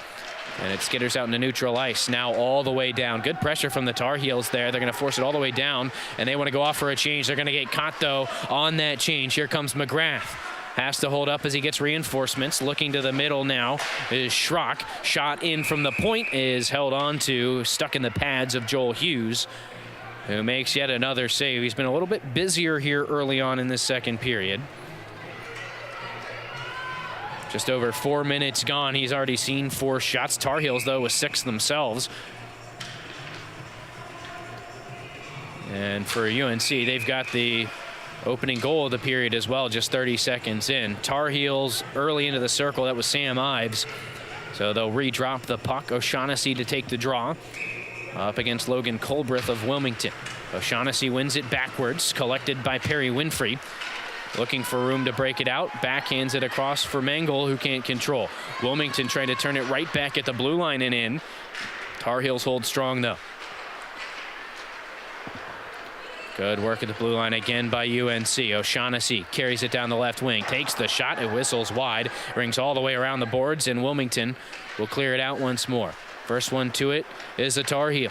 That's Florian Zajic, who can't break into the zone. Now Wilmington back the other way. It's Schrock with the shot, and another glove save made by Hughes, who will hold on to it for another faceoff.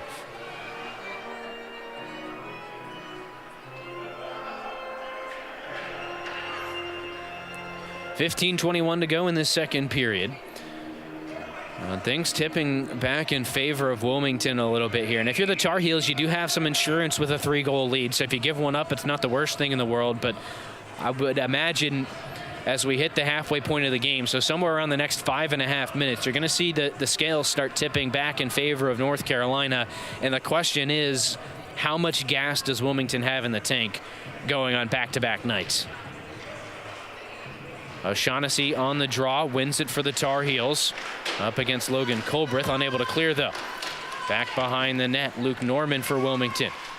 Sending it out in front was Schrock. That pass is deflected all the way out and across the red line. Had to be chased down by Cameron Plants. The defenseman sends it rink wide, but right to a Tar Heel. Moving in, nice little move from Winfrey, but he can't take the puck with him. He recollects.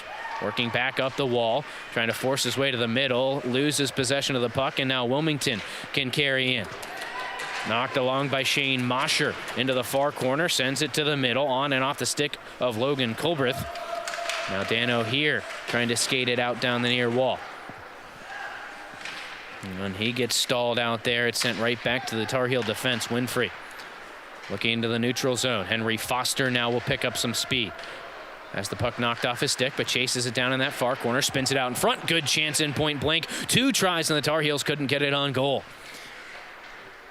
See if UNC can start to hold some zone time. High slot shot right into the chest protector of Verska. Save made and held on to. Well, here's another look at that last chance. Good play by Foster just to send it in front. And it looks like Wilmington did a good job just getting sticks in the way, and I think on both occasions it was the defenseman Cameron Plants who got a stick on those shot attempts and deflected them wide. Right off the faceoff, shot from Foster off the stick of Verska, who will pounce on the rebound.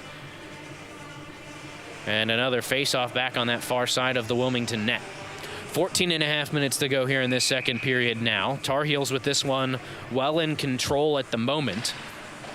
But again, we've seen flashes from UNCW where they've threatened. They just haven't found the back of the net. And the question is, what happens if they do? How does that affect the way the rest of this game plays out? Big hit in the middle of the ice. Foster trying to find the puck in his skates. He's laid out by Brendan Umschied.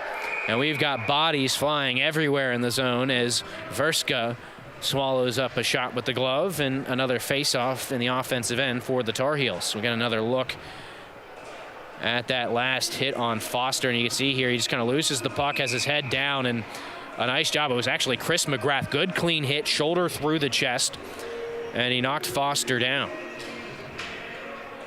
It was a great job. Speaking of McGrath, there he is on the draw against O'Shaughnessy, who wins it for the Tar Heels. Puck will hop the stick of the defenseman Malone, who loses an edge, and now the Tar Heels going to have to get back and defend. Trying to chase it down, Umschied. Has some help on the follow-up there from Bessemer. Puck to the middle, deflected by Umschied just wide of the near post. That was close to being the first tally of the night for Wilmington. Now Simon Malone in possession for the Tar Heels. Breakout pass up the middle, finds O'Shaughnessy, who picks up speed. He'll leave it on the left wing. A little bit too far for Kozowski, who tries to chase it down in the corner. Has some help, Saboden. Back over to O'Shaughnessy. Steps out in front. Good save made by Verska from point-blank range. Another good chance for the Tar Heels, and Wilmington will lug it up and out. And now we have a whistle, and we have I think a penalty coming up here on UNC.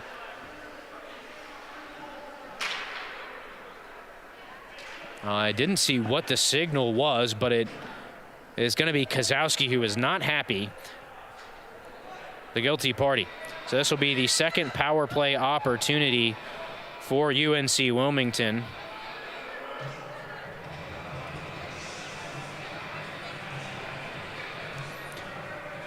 But they didn't get a whole lot of chances on their power play in the first.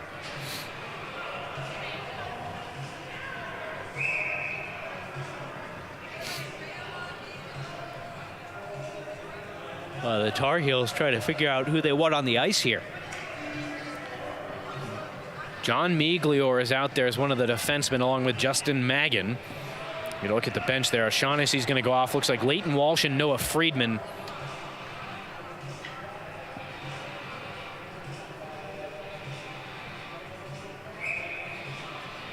Oh, no, actually there is no... I'm not sure what exactly the call is because I do not see a Seahawk in the penalty box, but we're playing 5-on-5 hockey with Kozlowski in the box, and it looks like he got a 10-minute misconduct, so it won't result in a power play for Wilmington, but it will put Kozlowski in the box until about the 3-minute mark of this third period, or second period, pardon me. Maggin trying to pitchfork it out. That's knocked down. Has reinforcements, and it'll be backhanded off the wall and out by David Mahan. Friedman coming over to help. Puts a body on Kai Levy, who's able to clear it out anyhow. Luke Norman trying to go to work on the forecheck. One-time shot from the loose puck off the stick of Schrock. And he sent that one up and over the net. Now a board battle behind the net. Squirts loose to Mahan. He'll be knocked off his feet. Walsh in there to help out. He'll collect the puck. Moving forward with Mahan. Puck comes loose. Mahan gets a stick to it but can't control. And now moving back forward is Logan Colbert. His pass to the far side deflected right back into the middle, and looks like we got a hand pass against the Seahawks, which will bring the draw outside of the Tar Heel end. So a 10-minute misconduct to Kozlowski. We'll have to get a little bit more information on that for you at the intermission. But he is in there until about 3:29 of period number 2 here. Face-off on top of the UNC blue line, won by McGrath and sent right in by the Seahawks. They'll get in on the forecheck. Swept around the wall by Winfrey. He finds Foster, who goes across ice for Florian Zajic. Zajic has space to carry. He'll gain the red line and send it deep. Now the Tar Heels get to establish the forecheck. Dunphy backhands it around the wall for Wilmington, but not out. Zajic holds the blue line. Down the half wall, there's a Bowden. Sent across looking for Hogan. It was behind him and skitters to the wall. Winfrey now with a one-timer. Deflected just wide from the near point. Dunphy collects the rebound again for Wilmington. This time he'll carry it out himself. Has some speed moving into the offensive end. Good stick there from Florian Zajic to knock it loose. Tar Heels in control. It's Zajic to Foster. Looking all the way across. It'll be taken on a bank by Dan O'Hear. O'Hear sidesteps a hip check. Now looks to the middle, and a sliding play made at the defense. Believe that was number 8, Cam Trainer, who disrupted the play for O'Hear, but the Tar Heels still in on the attack. O'Hear chases it down in that far corner. He'll be double teamed. Now get some help from Hogan as it becomes a 5-man scrum. O'Hear and Hogan in there for the Tar Heels. Not going to come away with it, though. Now Cam Plants reverses direction behind his net and pitches it up and over the glass. This will be a face-off in front of the Wilmington net coming up. I'll tell you, the first period felt like it flew by.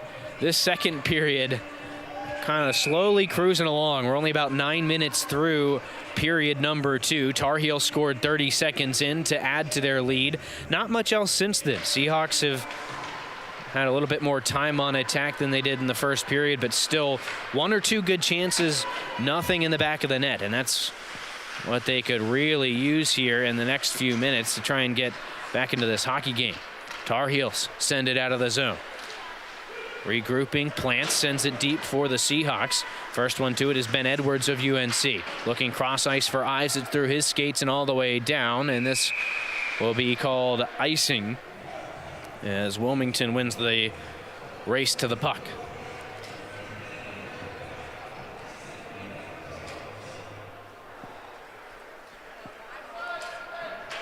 Tar Heels with the O'Shaughnessy. Well, they're going to make some changes now, and for whatever reason, the faceoff's actually going to come out of the UNC zone and out to the blue line here.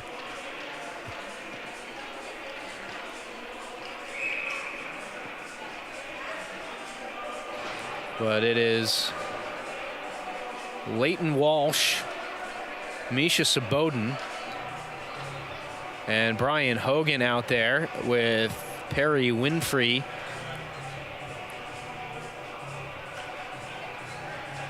And Henry Foster will go out there, actually, so they'll switch things up. Hogan drops back to defense here.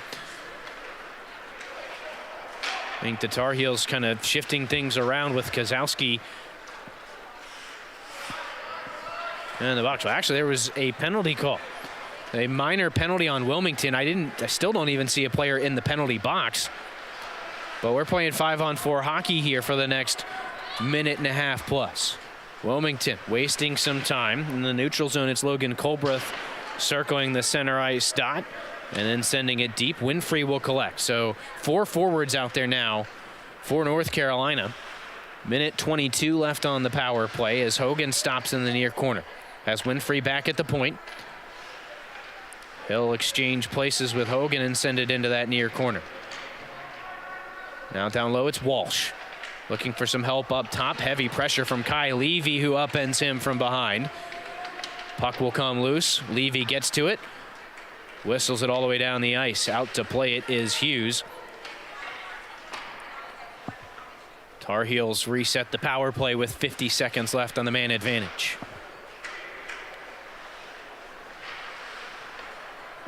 Pitchforked right back out by Levy. He's done a really good job of just getting the puck out of danger. And he gives his teammates some time to change that penalty kill lineup. Stretch pass up to the offensive blue line. Friedman chips it in and chases it down. Back up the wall. Sent to the middle. Winfrey at the blue line takes a shot. That missed everything on the way through and hit the glass behind. Tar Heels still in control. O'Hear over to Winfrey. Down to the last 15 seconds of the power play. Bouncing puck. Humps the stick of Simon Malone, who will track it down. Into the corner, he gets it right back. Malone walking the blue line. You hear the stick of Hughes letting his teammates know that the power play is coming to a close. This puck will be cleared down, and that will do it for the man advantage. Tar Heels now 1 for 2 on the power play. We're back to 5-on-5 hockey. Shot deflected up and over top of the net. Wilmington able to chip it out. This will roll all the way down. Doesn't look like it's going to have enough juice for icing, though. And play will continue. Malone having trouble with the bouncing puck. Into pressure for Wilmington is Joey Bessemer. Noah Friedman back to help out. He finds the puck. Banks it up and out. Have a hand up for icing. Puck not going to get to the goal line, though. Swept right back out by the Wilmington defense. Tar Heels doing a great job again in the neutral zone. Not a lot of time and space for the Seahawks on most occasions. And they'll clear it all the way down again. Zajic got a touch on it there, so that's why the icing was waved off. Now the Tar Heels trying to stretch things out will send it too far down, and they will get blown for icing.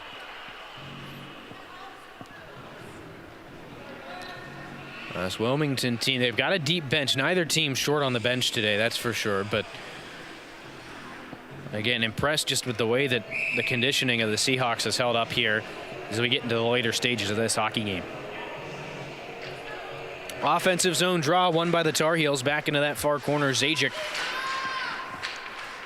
lifts it forward. Some space to move out now for the Tar Heels. And Zach Mangel trying to force it deep. He's stalled out at the blue line. Zajic. Now Sam Ives gains the blue line. Sends a shot right into the breadbasket of Verska. And so the Tar Heels will get an offensive zone draw here.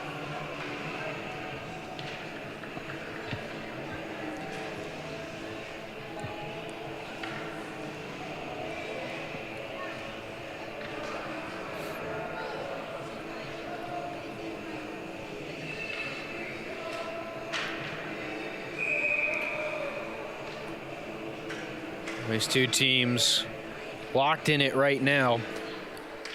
Ever since that Tar Heel goal to start the period, it's been a pretty evenly played second. Tar Heels maintain the zone off the offensive draw. Out in front, intended for Friedman, stuck in his skates, loose in front, and it'll be cleared away from danger for the moment. Swept right back in by the Tar Heel defense.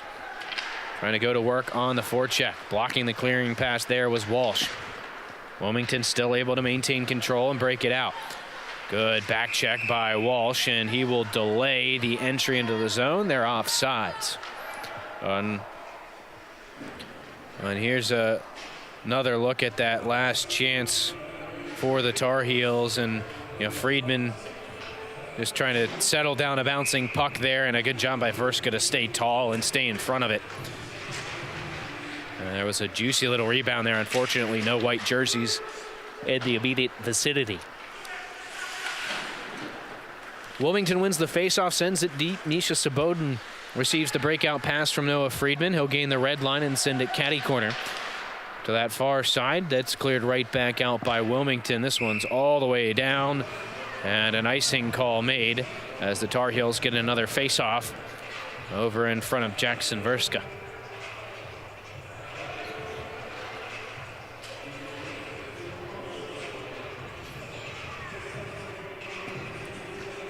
Well, this will be to the glove side of Verska. Hogan to take the draw for the Tar Heels. And it's one out of the zone. Zajic resets behind the Tar Heel cage. Over to Winfrey. He'll carry it out towards the blue line. Throws it into the skates of Dano here, and the Tar Heels turn it over. Good job by Zajic.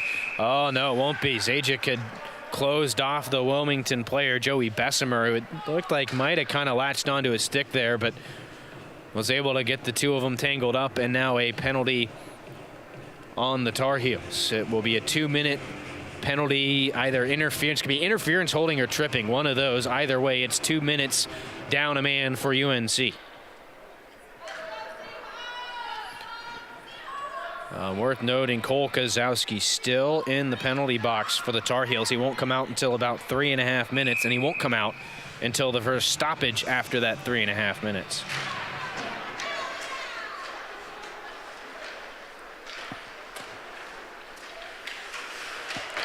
Wilmington will set up the power play here. Dunphy walking the blue line.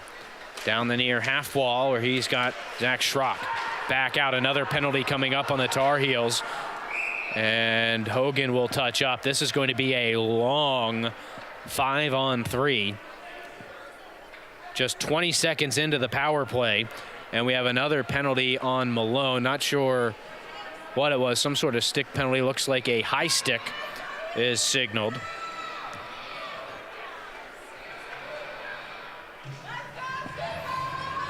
But that's a tough break for the Tar Heels.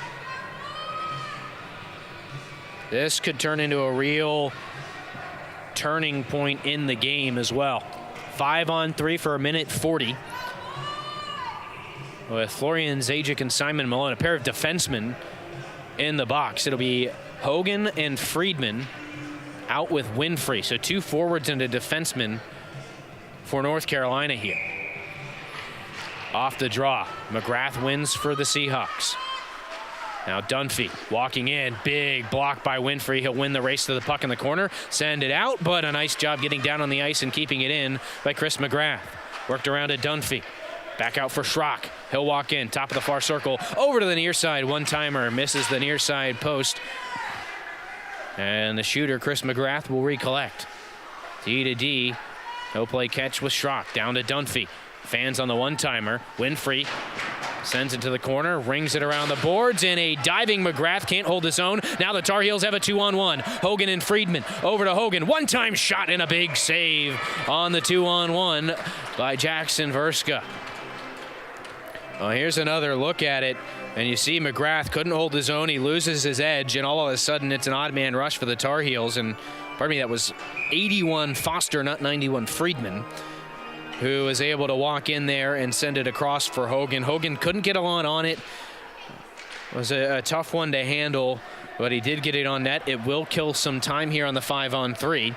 As Wilmington controls, they'll move back out. 50 seconds of 5-on-3 play, then an extra 20 on the man advantage after that.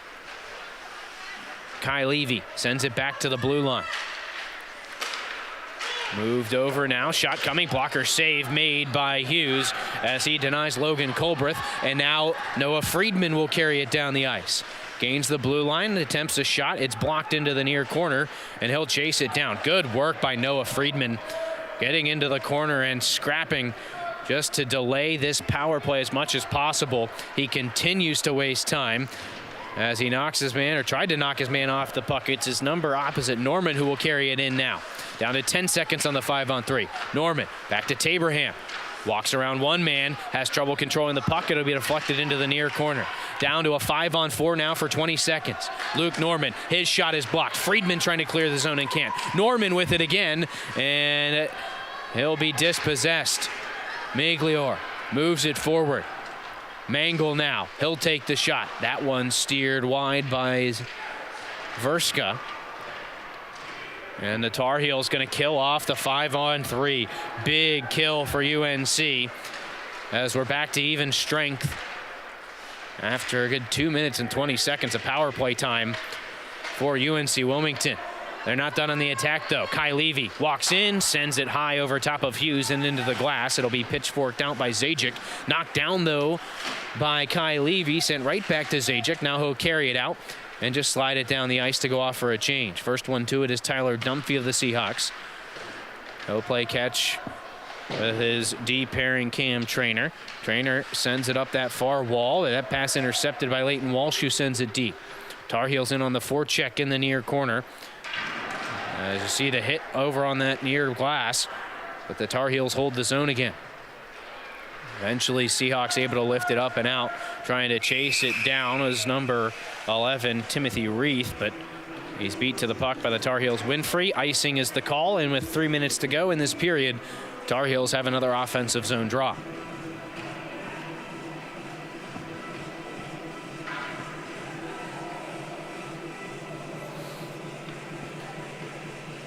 Tar Heels going with O'Shaughnessy, Saboden, and Kozowski. As Cole Kozowski with that stoppage with under about 3.5 minutes to go, he's back out after the 10-minute misconduct. Tar Heels control off the draw. Edwards sends it into the corner. Touched out in front by Kozowski, but that pass sent right back to him. Kozowski again walks out in front, leaves for Saboden. Quick shot, hit a stick and deflected into the glass. UNC holds the zone. O'Shaughnessy near corner.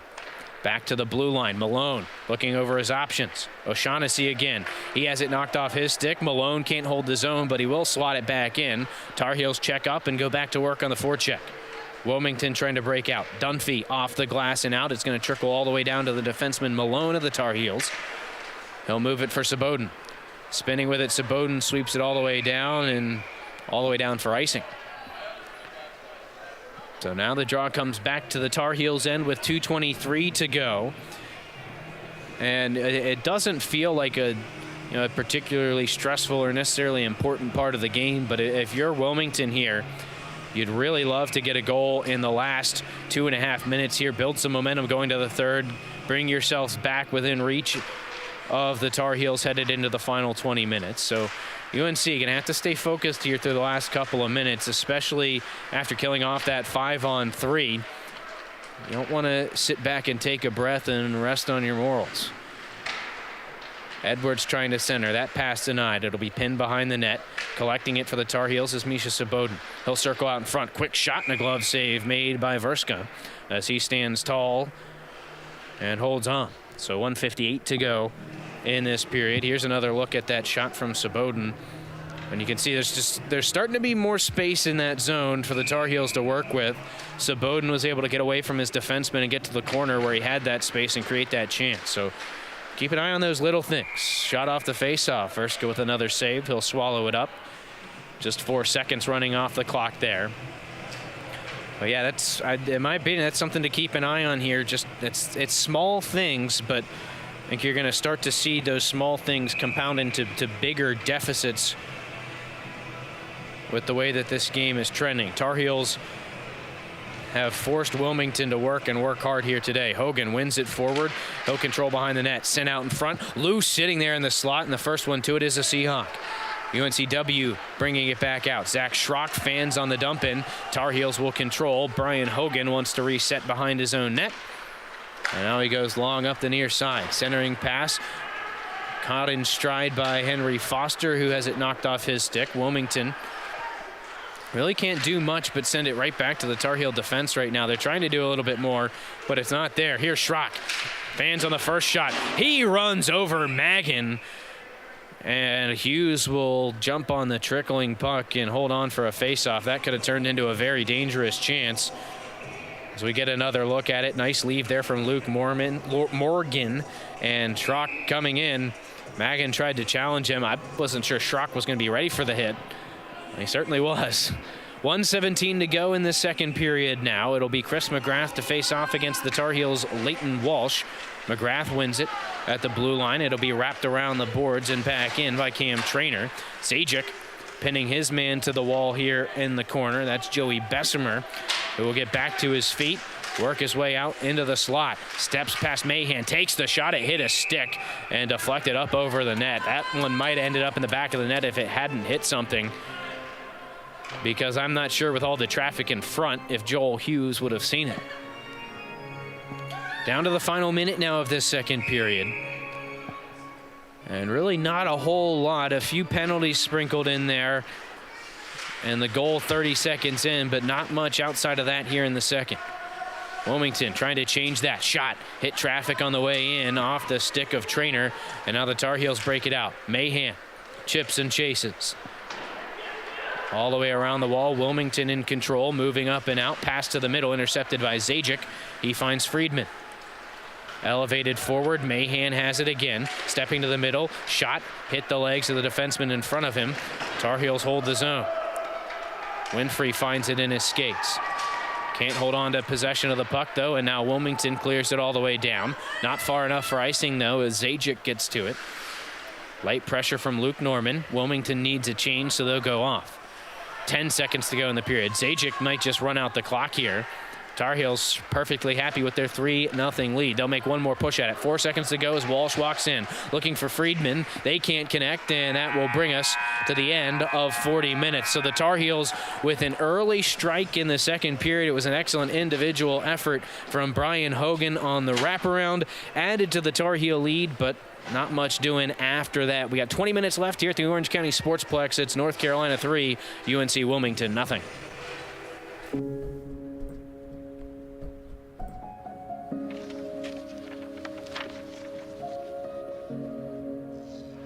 Dear moms and dads, we know it's not always been easy,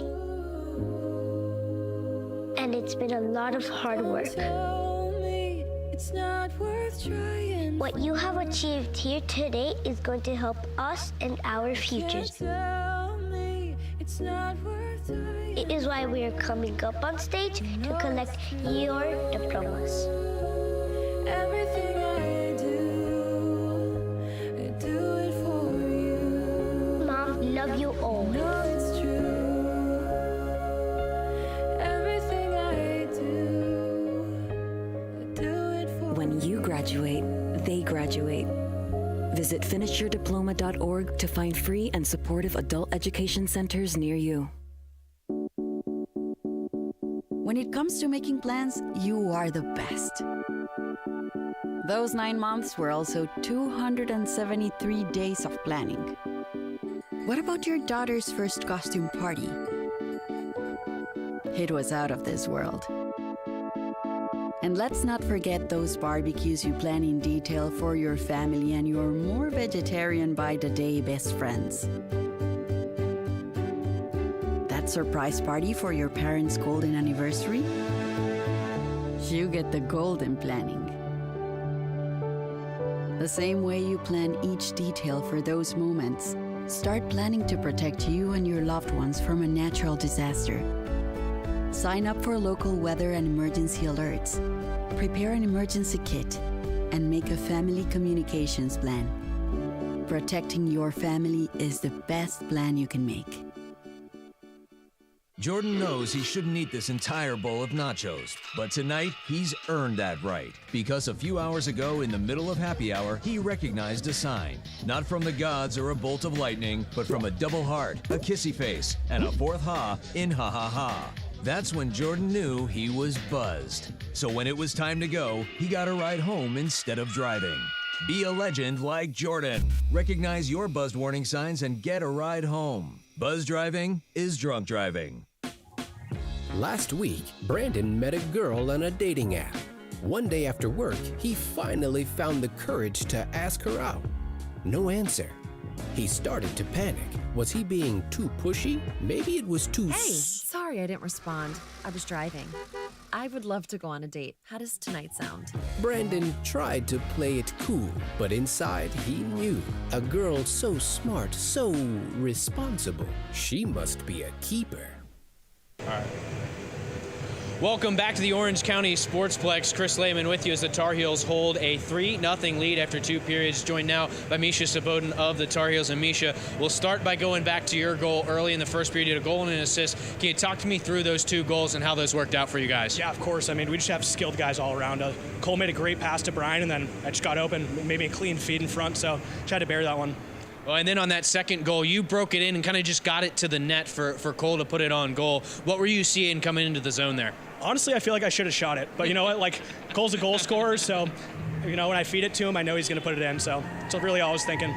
And you talked as well about the skilled guys you have on this team. You mentioned Brian Hogan. I think skill on display on that goal early in the second period. What did that goal mean for you guys, and how big was it to score that early in the second? Honestly, it's important. Like they say, the 2-goal lead is the worst lead in hockey, so it was huge for us. And he's unbelievable. He's one of the most skilled guys in this league by far, so he's an asset to have for sure.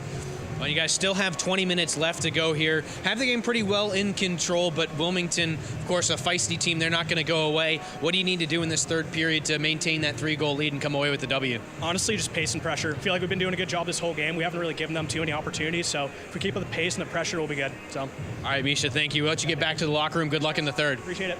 That's Misha Saboden of the Tar Heels. We'll step aside. When we come back, we'll take a look at the highlights from period number 2. It's a 3-0 lead for the Tar Heels as we head to the third period.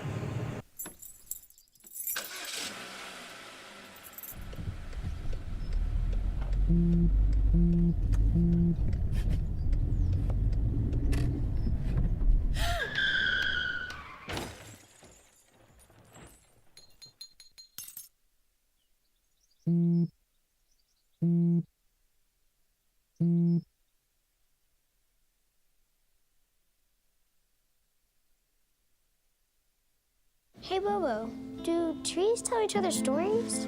I'm sorry. I'm afraid I don't know that. Hey, why don't we go find out? Listen. Do clouds take naps? I couldn't tell you. Dad, do stars visit their friends? Look!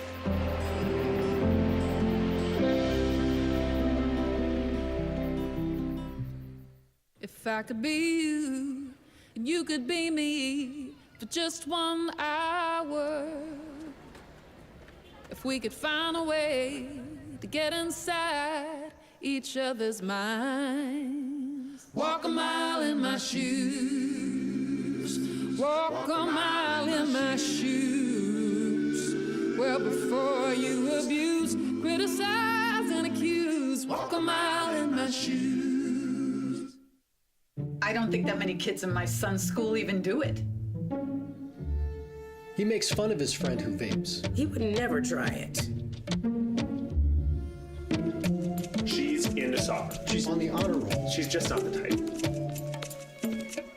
No way. No way. No way. No way. My kid would never vape. Get your head out of the cloud. Today, nearly 8,000 kids will start vaping. Maybe even yours. Learn about the dangers at talkaboutvaping.org.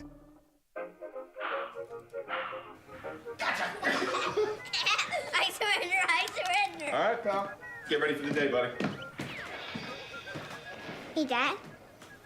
Hey, Dad. Do we have a gun? What's that? Do we have a gun?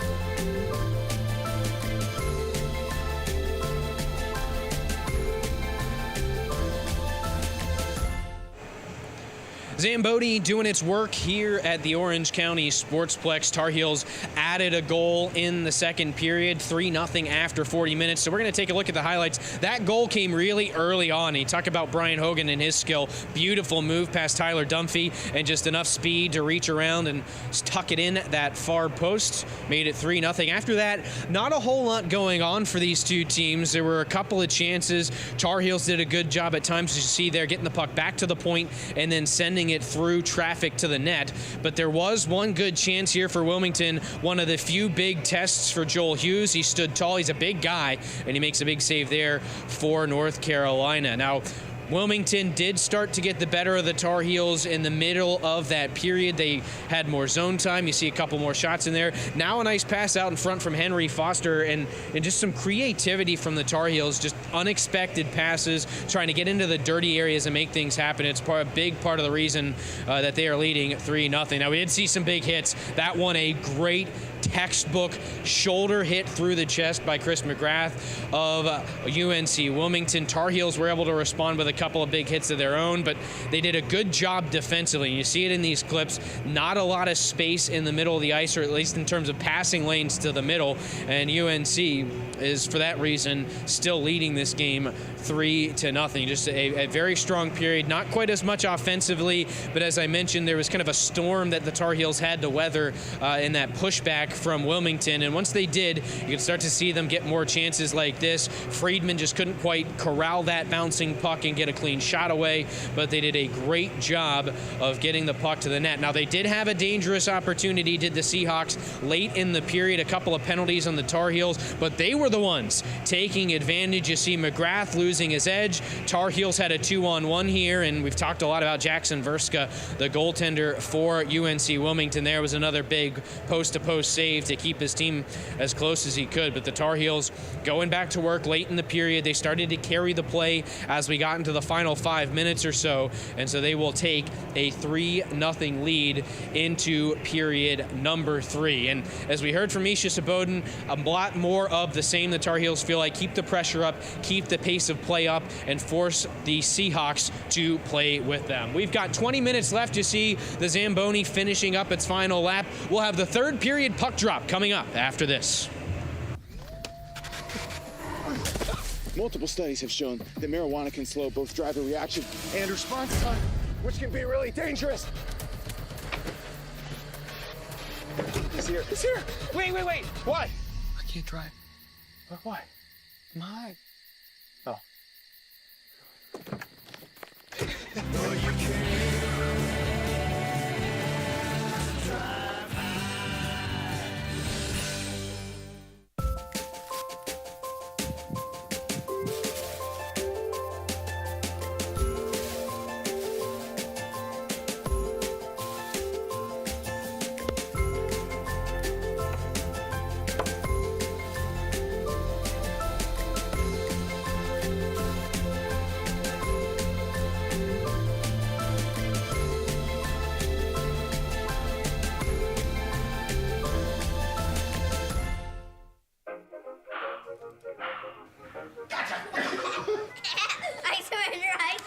All right, pal.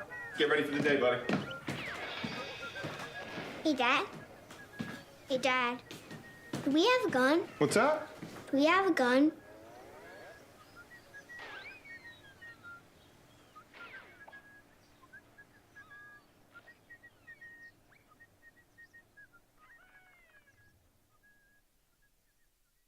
My Shiro doesn't always wear a cape, but she always has time for a hug, a smile, for going the extra mile. My Shiro stretches every dollar, puts in long hours, puts others first. But now it's your time, Mom.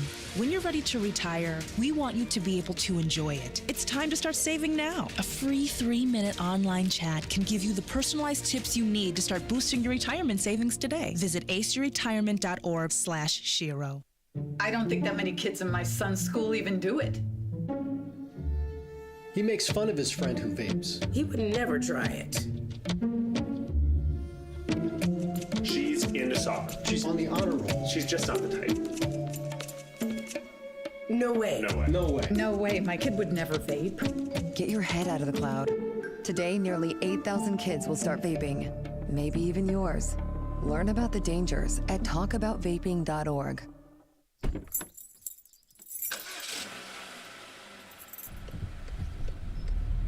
Mm.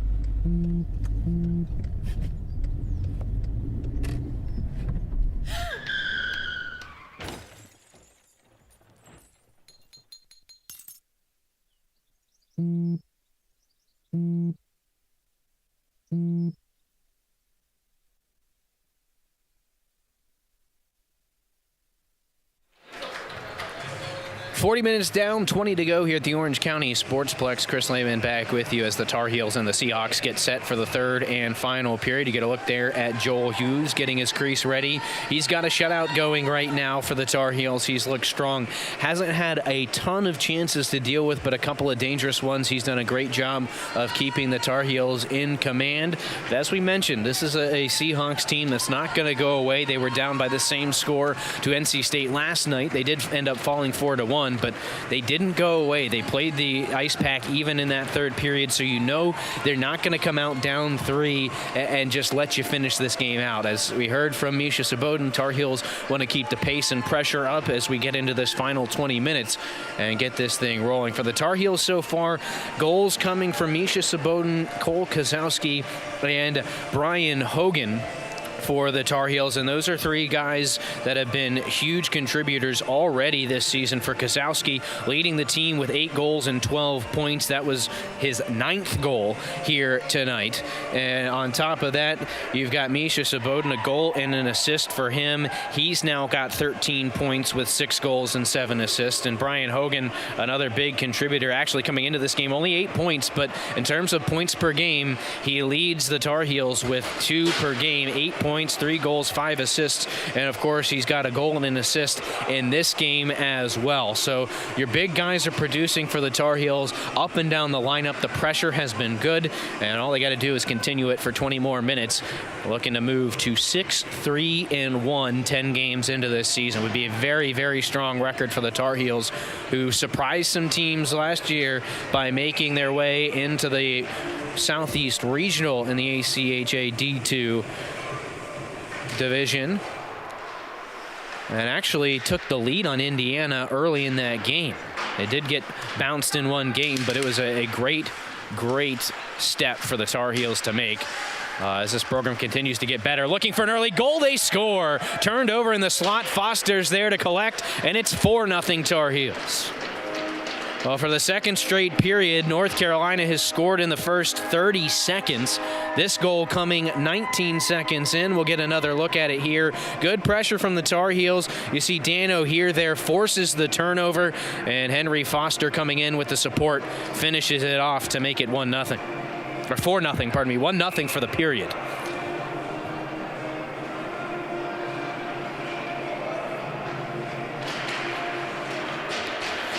So Foster should be unassisted. Tar Heels looking to go right back to work. Turned over in the neutral zone, though. Chris McGrath trying to force his way into the offensive end. Can't take the puck with him. Zajic will turn it back. Big hit away from the puck, and Tar Heels going to be going down a man here for 2 minutes. Get another look at it here, and this is just unnecessary from Foster. I don't know if he... Actually, it looks like they just didn't see each other, and Foster clips McGrath, and he'll be headed to the penalty box. So a tripping penalty, interference penalty is a signal I saw. But just 19 seconds after the goal, Foster, who scored the goal, goes off for interference. Wilmington looking to set up the man advantage behind the net. Brendan Umschied sends it back to the blue line. Now across to the near half wall. Shot coming. Steered away. Not sure if it got to Hughes or not there. Tar Heels can't clear. Over along the far wall. Possessed by Luke Norman. He'll be dispossessed. Mangle moves it forward. Short-handed chance for Friedman. In all alone. He hits the post. Verska went down low and challenged with the poke check, and not sure if he got a piece of it or if just forced Friedman to shoot it wide. But another big play by the Wilmington netminder.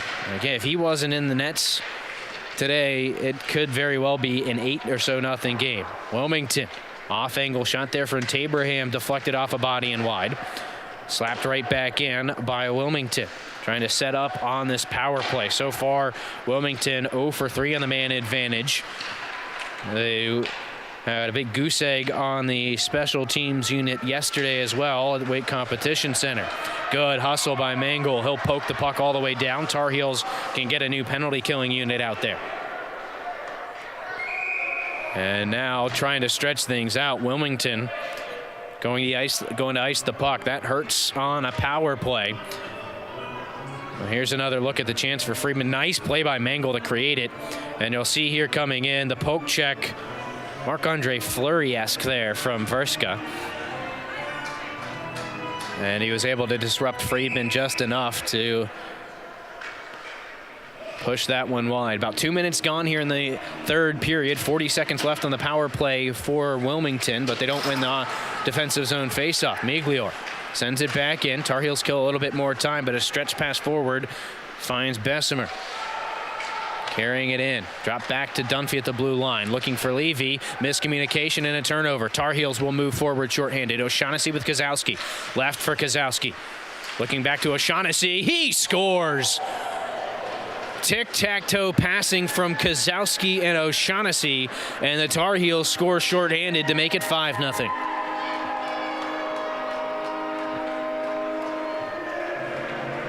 Here's another look at it. Nice job by Kozowski. The balance and the speed and the ability to keep the puck on his stick with just one hand. Impressive.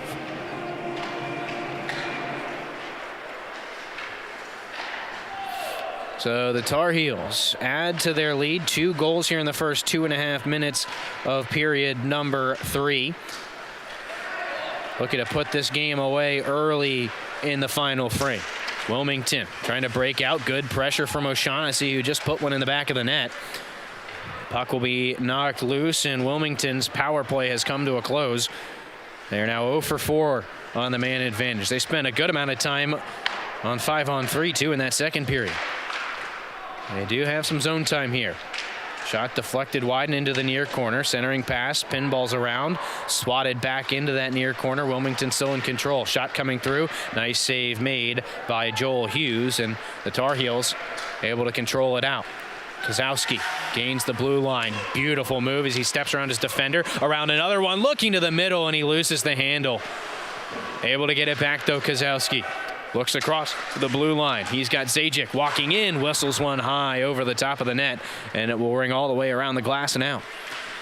UNC resetting. It's Mahan at the red line, sending it deep. Getting a stick on it, trying to control play here. Verska swats it around to the far corner. Saboden there on the forecheck, though. Leighton Walsh sends it back to Misha Saboden. Our second intermission interview trying to go to work. Saboden dispossessed. It'll be chipped up and out where Joey Bessemer trying to lug it through neutral ice. Needs some help from McGrath, but good work from Leighton Walsh. He'll force it back to the Wilmington blue line. Just suffocating defense through the neutral zone from UNC here today. It has been textbook, and it's a big reason why the zone time for Wilmington, they've had some extended zone time at periods, but it's been, very, very difficult once they're out of the zone to get it back in. Here comes Zajic. He shoots, and a blocker save made by Verska. It'll deflect up into the netting behind the goal. Face off here in the offensive end for North Carolina.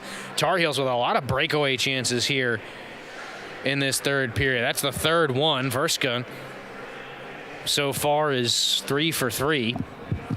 Although you can kind of say that second one with Kozowski turned into a goal on the follow-up, but still, Verska, can't fault him for the 5-goal total of the Tar Heels today. He's done about as well as he can. Brian Hogan already has one so far tonight.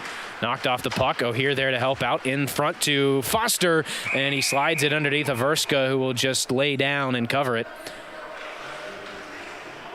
We get another face-off. Here's another look at it. O'Heir sends it out in front, and It just gets trapped under Verska there. You see Hogan right there on the post in the right position to follow it up.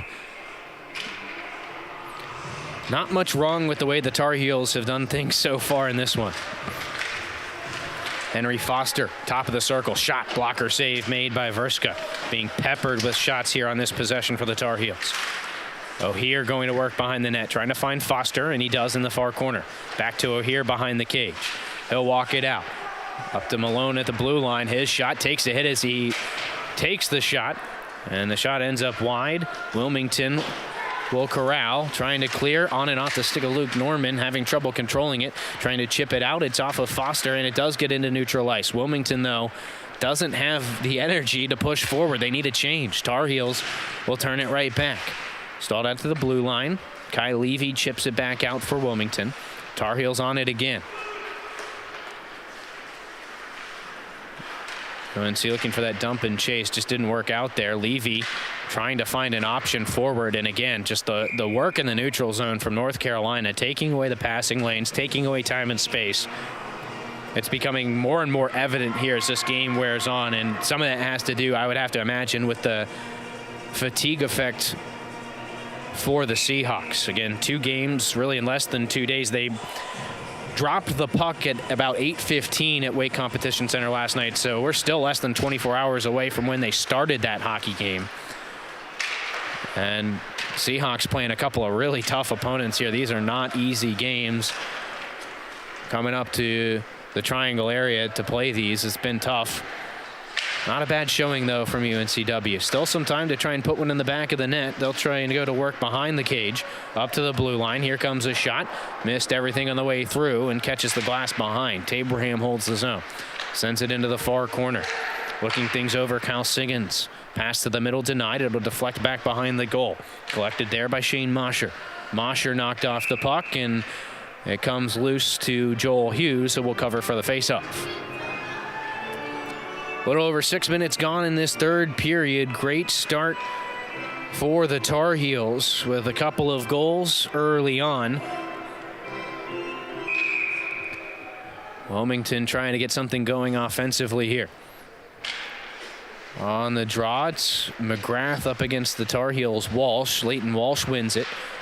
UNC in control behind the net. They cycle it around the boards. It will skitter all the way down into the UNCW end. First to it, Kai Levy. Sends it off the wall, looking for McGrath on and off his stick. Now Bessemer in control. He'll chip and chase. Back behind the goal. Hughes lays it on a tee. Winfrey has it stolen away, and they score. It slipped through the legs of Hughes, who was not ready for that turnover. And Wilmington puts one on the board. Well, it looks like the last one to touch it was Brendan Umschied. Here's another look at it. Winfrey did not see the pressure from Bessemer. Oh, no, this should go to Bessemer, who swept it on goal, and Hughes just not enough time to seal off down low. So the Seahawks with a little bit of life here.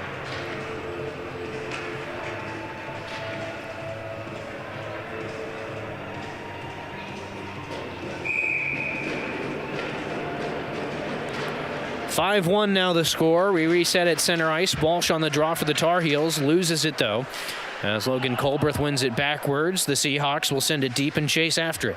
Simon Malone sidesteps a hit, tries to clear it up the near wall. That's not going to work. Sent right back down below the goal line. They get tangled up behind the net. Puck eventually corralled by Simon Malone. Tar Heels trying to break it out that far right wing. Not going to work out. Deflects in on goal, and Hughes has to be Johnny on the spot with his stick. Sidestepping a hit, Mahan advances the puck. Here comes Leighton Walsh looking over for Friedman. It's off his skate and into the far corner. Walsh gets to the loose puck first. It's knocked off his stick. Tyler Dunphy there. Moved along and then chipped up to the blue line by Zach Schrock and out into neutral ice. Zajic to it for the Tar Heels. Off the wall to the near side. Friedman, skate to stick. He'll dump it in. Collected by the defenseman Cam Trainer. Gets it right back from Dunphy behind the net. Tar Heels in on the forecheck. O'Shaughnessy getting tangled up with Trainer. Puck comes loose. Malone at the blue line. One-timer back in. Friedman leaves it in front. O'Shaughnessy can't get a stick to it. Zajic holds the zone. He'll carry it down that right wing and into the corner. Dunphy closes him off there. Tyler Dunphy with a nifty little backhand pass out for Luke Norman. He'll break into the zone, has room to shoot. He does, and easily handled by Hughes. That's going to be a tough one to beat Hughes on because he is so big. He can come out, challenge the shot, and take away most of the net that you have to shoot at that angle. And I think on top of that, Norman a little bit too high with that shot, with the aim on that shot, which allowed Hughes to control the rebound better and get the face-off here with 12:02 to go in the game. McGrath wins it backwards. Quick shot from Levy. Deflected wide. Tar Heels try to clear but can't. Taberham shot tipped in front by McGrath. Nice pad save made by Hughes. Again, Taberham will hold the zone at that far blue line. As he lifts it back in, it'll be gloved down and cleared by O'Hear. Tar Heels can advance. Moving forward, Kozowski sent to the middle, and Sabotin knocked off the puck. Good back check from Joey Bessemer to shut down that chance. And now a counterattack from the Seahawks. Down the near right wing, Levy drops it off for McGrath. Looking to the middle. That one will skitter to the far corner. Tar Heels back in control. Pitch forked up and out of play, so the face-off will stay in the North Carolina end with 11:24 to go in the game. And here's another look at that last shot off the draw. And then the deflection. Nice save there from Hughes. You get a good look at the replay there. McGrath got a piece of it. But Hughes, big and long and lanky, can get just about anything that's on net. Couple of Tar Heels take a tumble behind the goal. Puck comes loose, though, to O'Shaughnessy, who's back on his feet. Tar Heels still can't break out at the blue line. It's turned over to Cameron Plants. Seahawks send it deep. Kept behind the net by Zach Schrock. In that far corner, it's sent to the middle. Intercepted by Kozowski. Just looking for a little relief, but good pressure on the forecheck. Luke Norman turns it over, sends it in front. That shot blocked. Another try from the high slot, doesn't get through. Seahawks unable to hold the zone this time, though. They're going to have to check up, and now they need a wholesale change. So the Tar Heels plenty of space to break out if they move quickly. But Wilmington, good quick change, and they're back in on the forecheck. Tar Heels back on their heels right now. Hogan leaves it behind the net for a defensive partner. Tried to clear up that far wall. One-timer in, didn't quite get to the net. Now Foster will skate it out. Tar Heels finally alleviate the pressure. Pass lifted to O'Hear on the near side. He's got Foster behind him, looking to the slot. Off the skates of Hogan, he scores. Collected it back. Good vision there from O'Hear. It'll be Hogan from O'Hear and Foster to make it 6-1 with 10:07 to go. We'll get another look at that goal. The passing of the Tar Heels here. Foster moves it forward. O'Hear, he's got Foster, but he sees that passing lane to Hogan. It wasn't much of a passing lane, but he gets it there. And North Carolina with their third goal in the first 10 minutes of this period. And it's 6-1.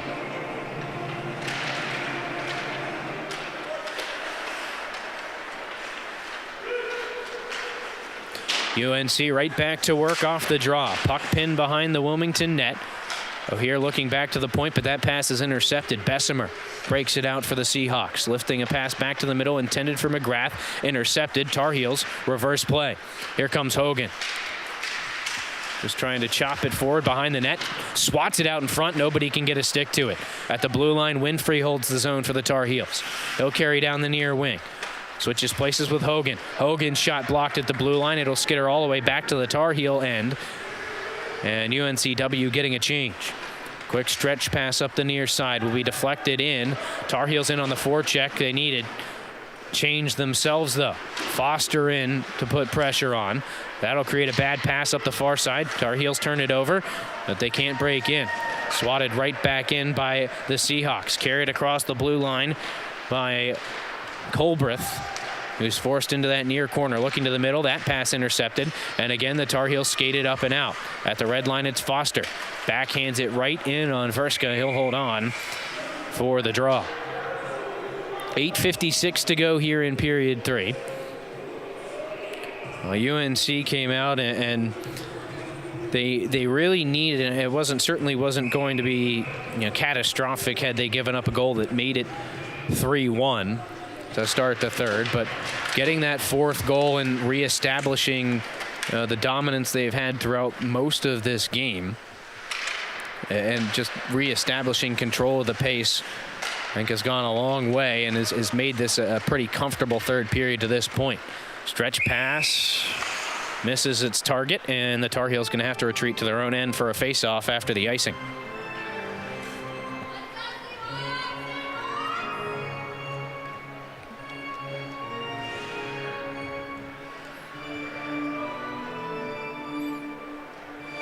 Well, for the Tar Heels, after tonight, they've got the rest of the weekend off. We'll get to that after this. Moving in, Mangle, pardon me. Turning around to the near corner, backhand pass, stuck in skates in the low slot. It'll be kicked to the near side. Seahawks able to clear. We got another hand up and a penalty coming against the Tar Heels. A stick went flying. It'll be an interference penalty on UNC. As I believe it was Andrew Morgan who had his stick knocked away when the puck was gone. But it'll be, I haven't seen the Tar Heel head to the penalty box yet. But it is an interference penalty. Looks like it was Foster. He's the one still talking with the official.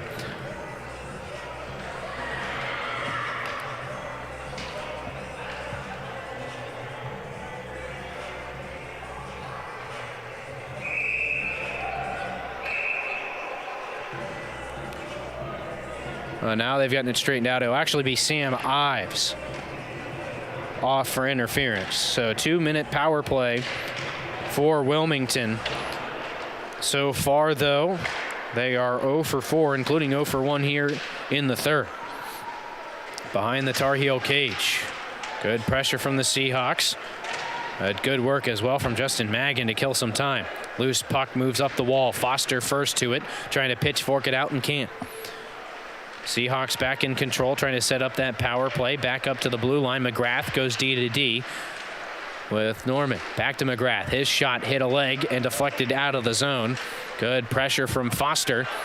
Trying to get back on Norman, and now Foster takes down Norman. It's going to be another long 5-on-3 here for the Seahawks.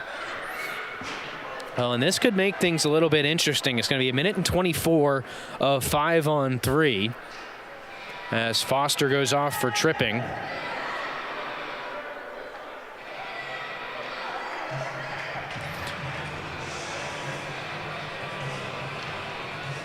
But you've got to think at some point Wilmington here with their second long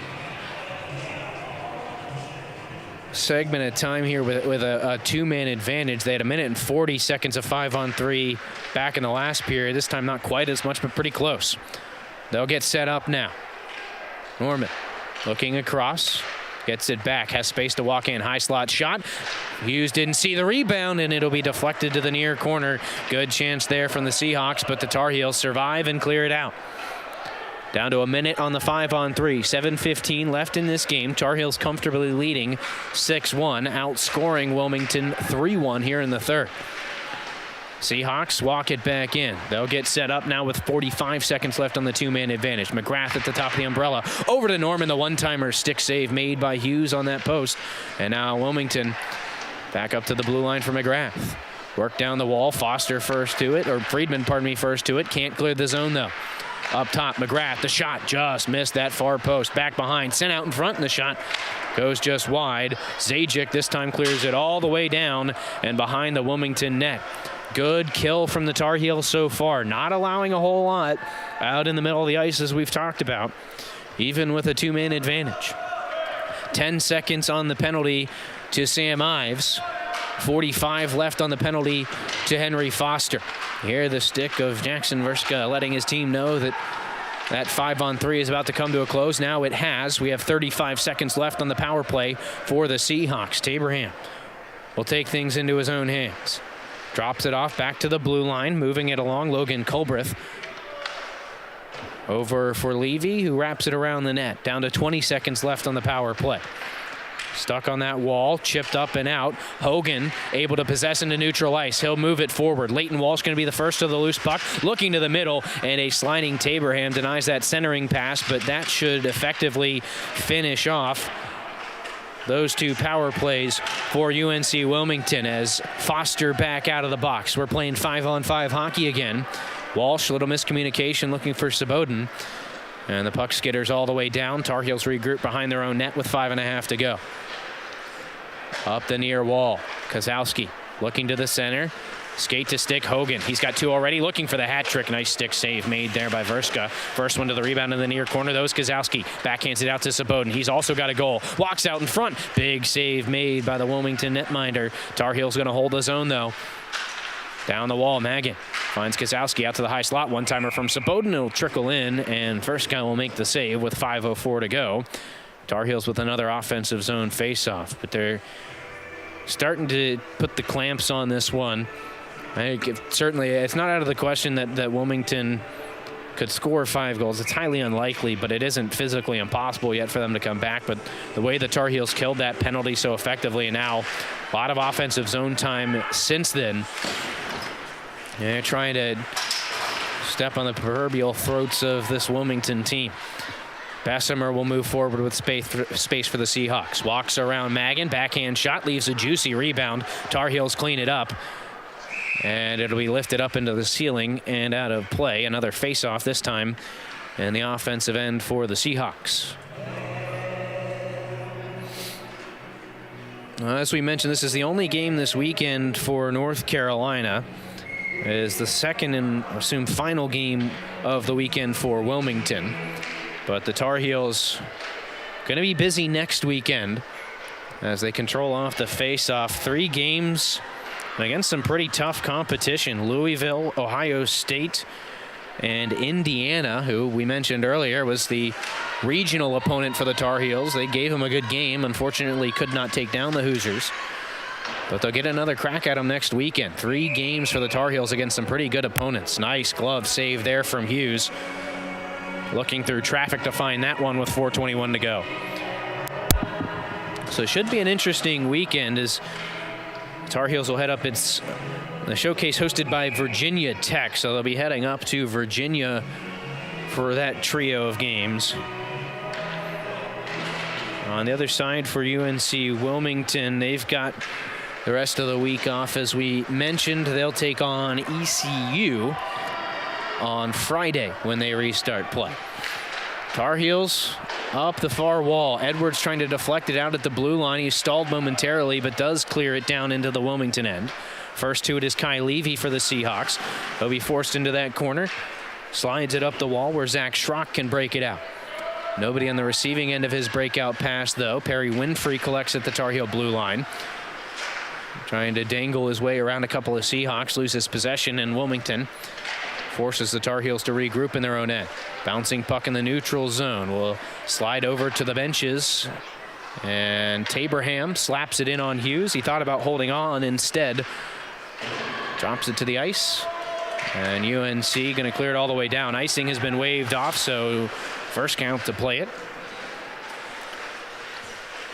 Good forecheck from the Tar Heels. Back to the blue line. Ives dumps it deep. Wilmington trying to move quickly through the neutral zone now. It's deflected in by Andrew Morgan. We're down to 3:10 to go in this game. Over in that far corner, Wilmington trying to center off the side of the net and through the legs of Morgan. That'll allow the Tar Heels to move out. Elevated pass. Foster finds Edwards. The backhand shot is stopped and shut down. Creativity on display there from Henry Foster as he lifted that one up over the Wilmington defenseman, and it dropped right in front of Ben Edwards. And he just didn't quite have enough space to make a move and put it in the net. Tar Heels control off the offensive zone draw. Down to the final 3 minutes of this contest. So here, backhands it behind the net. Hogan sends it out in front. Foster can't connect to put it on goal. Bessemer knocked down. Able to get back up and maintain control of the puck. Trying to skate it into the offensive end. He'll be flattened on the near side wall, and another penalty on the Tar Heels. I think this is going to be Foster again. They're going to call him for interference. I thought the puck was still there when the hit went. It is a heavy hit, and unfortunately, the Wilmington player still down on the ice. Get another look at that goal from Foster a little bit earlier. But hopefully, again, I believe it was Andrew Morgan who is down on the ice right now. He was working his way into the zone and trying to shoulder off a couple of hits. The last one just kind of planted him into the boards, and good to see he is getting up. And he'll skate off under his own power. I'm not 100% sure what was the problem for him. There's a lot of things that it could have been. He could have had a skate get tangled up in the boards. Could have been an awkward fall into the boards of the shoulder. But it is good to see that he's doing okay. Florian Zajic is in the penalty box for the Tar Heels. Here's another look at the hit. And we'll see the puck. The puck's still kind of there. I think it might have been the shoulder going in that hurt Morgan. But it will be a 2-minute man advantage that will take us into the final 33 seconds, assuming it is served in its entirety.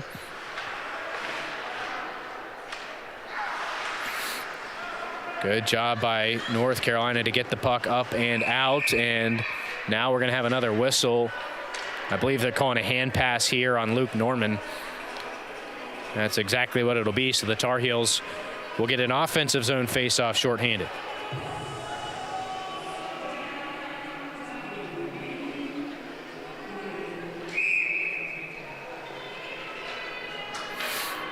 This will be the 4th power play of the period for Wilmington. It is their 7th of the game. They're still looking for a goal on special teams tonight. Tar Heels, on the other hand, have a power play goal and a shorthanded tally as well. Minute 35 on the power play, 2:06 as the clock keeps trickling down here left in the game. Icing whistled on Wilmington as the long pass got away from them.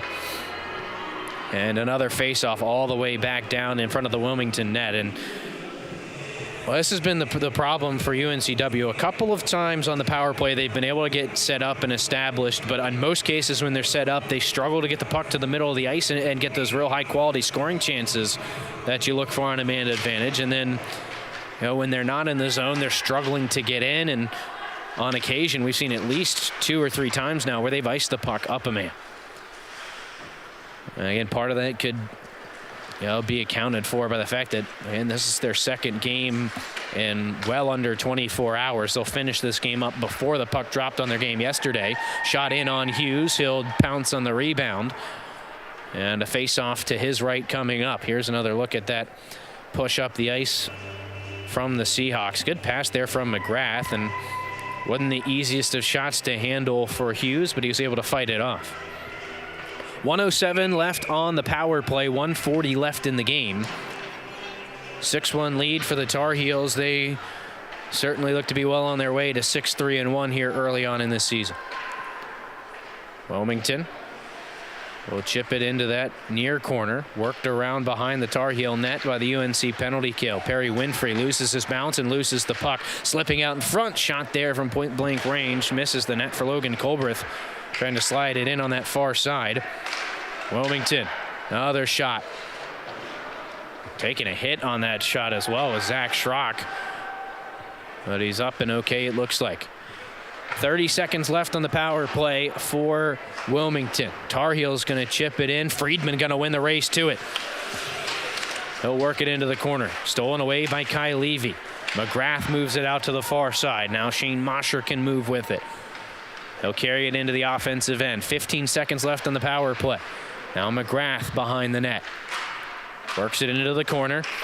Back up to the blue line. And a pass got deflected and almost got out of the zone. Power play comes to a close. Wilmington now 0 for 7 on the man advantage. They've had some extended 5-on-3 time a couple of instances. But they couldn't make it work. Puck behind the Tar Heel net. And it's sent up to the blue line. Nobody manning it for Wilmington. They'll have to track it down. It's McGrath. Pressured by Saboden. Around to Norman. Kozowski on him. He'll pin him in that far corner and take it away. Sends it in front. Verska gets the glove on it and freezes the puck with 4.7 seconds to go. But the Tar Heels, very, very good showing in this hockey game. They led 2-0 after 1, 3-0 after 2, and they exploded for 3 more here in the third. And although they did give up one, it might have been their best period. Last chance off the post at the buzzer for Misha Sabodin. It'll stay 6-1 as this game comes to a close. Start to finish, Tar Heels had control, and they will take a 6-1 victory into the Virginia Tech Showcase next weekend. Good showing from UNC-Wilmington. As we mentioned, they came up here to the Triangle area to play a couple of pretty tough teams here this weekend. They put up a good fight against NC State last night. They had a pretty good showing, I would say, here. Only down 3 goals going into the third, and they had some opportunities. I think the big thing for Wilmington that they can take away from this weekend is they're just going to have to find a way against some of these better teams to get to the middle of the ice and get a few more high danger chances. But they did get one past Joel Hughes, so he won't get the shutout, but a good showing from the Tar Heel netminder. Final count here at Orange County Sportsplex, 6-1. We'll come back, have a quick conversation with the head coach of the Tar Heels, Jeff Volkman, and sign things off for the weekend. Again, North Carolina 6, UNC-Wilmington 1. Last week, Brandon met a girl on a dating app. One day after work, he finally found the courage to ask her out. No answer. He started to panic. Was he being too pushy? Maybe it was too... Hey, sorry I didn't respond. I was driving. I would love to go on a date. How does tonight sound? Brandon tried to play it cool, but inside he knew. A girl so smart, so responsible. She must be a keeper. Hey, Bobo, do trees tell each other stories? I'm sorry. I'm afraid I don't know that. Hey, why don't we go find out? Listen. Can birds draw pictures? I don't have an answer for that. Dad, do stars visit their friends? Look!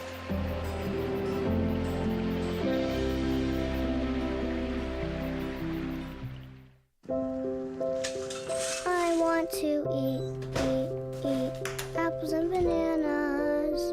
I need to eat apples and bananas. Why can't I eat apples and bananas? Support the Feeding America nationwide network of food banks to help provide meals to those in need. Join us at feedingamerica.org.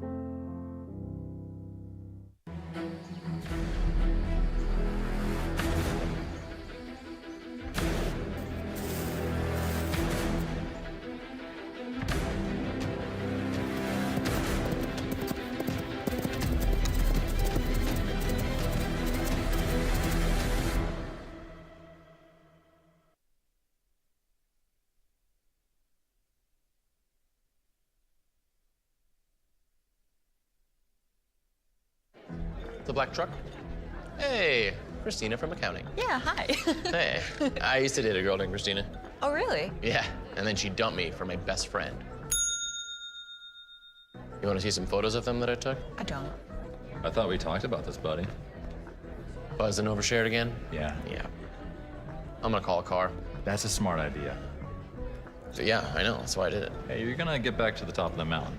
Does that mean I'm gonna get back with Christina? No. Oh. No. My Shiro doesn't always wear a cape, but she always has time for a hug, a smile, for going the extra mile. My Shiro stretches every dollar, puts in long hours, puts others first. But now it's your time, Mom. When you're ready to retire, we want you to be able to enjoy it. It's time to start saving now. A free 3-minute online chat can give you the personalized tips you need to start boosting your retirement savings today. Visit aceyourretirement.org/Shiro. We're back at the Orange County Sportsplex after a 6-1 victory for the North Carolina Tar Heels over the UNCW Seahawks. For the Tar Heels, a pretty good 60-minute showing that got off to a good start, controlled the pace of play early, got a power play goal about halfway through that first period, added another goal a couple minutes later, and rode that momentum into the end of the first period.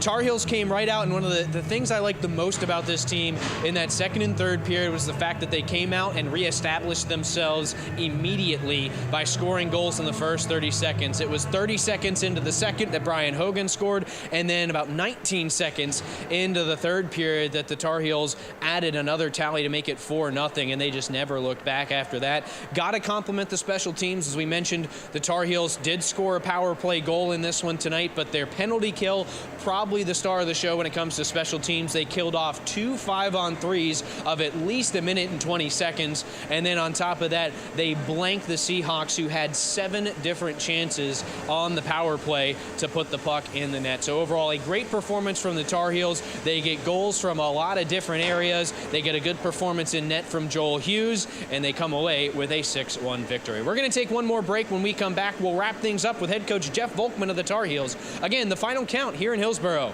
North Carolina 6, UNCW 1. Knows he shouldn't eat this entire bowl of nachos, but tonight he's earned that right, because a few hours ago in the middle of happy hour, he recognized a sign, not from the gods or a bolt of lightning, but from a double heart, a kissy face, and a fourth ha in ha ha ha. That's when Jordan knew he was buzzed. So when it was time to go, he got a ride home instead of driving. Be a legend like Jordan. Recognize your buzzed warning signs and get a ride home. Buzz driving is drunk driving. Each year, hurricanes and major flooding threaten cities, towns, and rural homes across the Gulf states. So chances are there will be more storms and floods near here again. And between school, sports, and social lives, chances are you won't be with your kids when it happens. Will they know what to do? Ready.gov/kids has all the educational tools and information to make the conversation easy. When the time comes, chances are they'll feel prepared, not scared. So talk with your family today.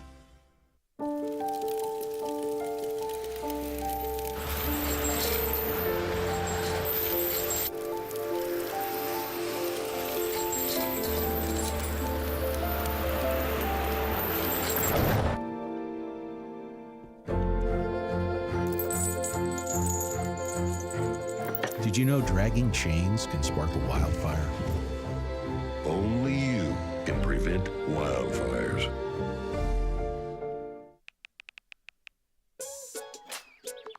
Worried about your friend, but don't know how to reach out? You could say, how are you, or get a fake tattoo. You could ask with an app if it works for you.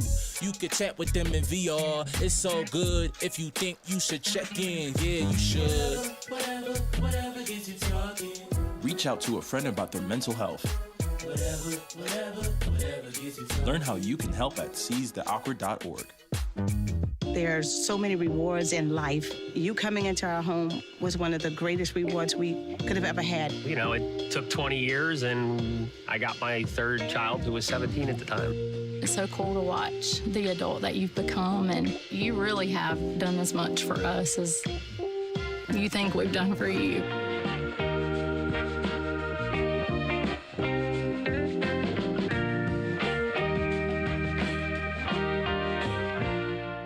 If I could be you, and you could be me for just 1 hour. If we could find a way to get inside each other's minds. Walk a mile in my shoes. Walk a mile in my shoes. Well, before you abuse, criticize, and accuse. Walk a mile in my shoes. It's a 6-1 win for the North Carolina Tar Heels here at the Orange County Sportsplex. Chris Lehman now joined by head coach Jeff Volkman of the Tar Heels. Coach, we'll start by looking at this game today. It felt like a pretty good, complete effort from your team. How did you feel about it start to finish? Yeah, I mean, definitely we were putting the puck away. Our goal every game is just to outcompete, win all the loose puck battles, kind of the little things, and we were executing that tonight, and the puck was going in the net, so it was a nice treat. Well, and another thing that looked very good, I felt like, was the special teams. You get a power play goal, but especially shorthanded. You kill off a couple of extended 5-on-3s. Obviously, you don't want to take quite as many penalties, but when you blank a team 0 for 7 on the power play, how does that feel? That was, unexpected. It was a little disappointing, but obviously, great to see our special teams step up in those situations. It's really important. It's great confidence for the goaltending and all the players that participated in that, so have to be happy about that.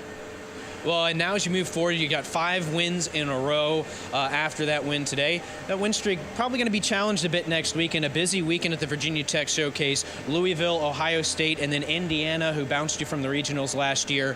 What do you got to say about that weekend? It's going to be a tough challenge, I would say. Yeah, no, this is a great win. It's great having 5 in a row coming in, because we're definitely going to need that. Like you said, I think we're going to really get tested. It's going to be a grind, 3 games, 3 days. We got to stay healthy. But we feel good about our game right now, where we're going into it. So, it's a long season, 1 weekend at a time, and this is definitely one of those pivotal weekends. We gotta step up and perform. So. Well, and it's 3 games in 3 days, and that last day is Indiana. But I got to think that one, even though it's going to be a little more difficult with it being the 3rd game, it's got to be circled on your calendar. You played them tough in regionals last year. Definitely, yeah. I think you said it best. Definitely that one's circled. They're one of the better teams out of the 3. All 3 are phenomenal teams, but definitely we're looking at that one to get a big W. All right, Coach, thanks for your time, and good luck next weekend. Thank you. That's head coach Jeff Volkman of the Tar Heels, and that's going to do it for our coverage here at the Orange County Sportsplex today. The final count, North Carolina 6, UNCW 1. This has been Tar Heel Hockey.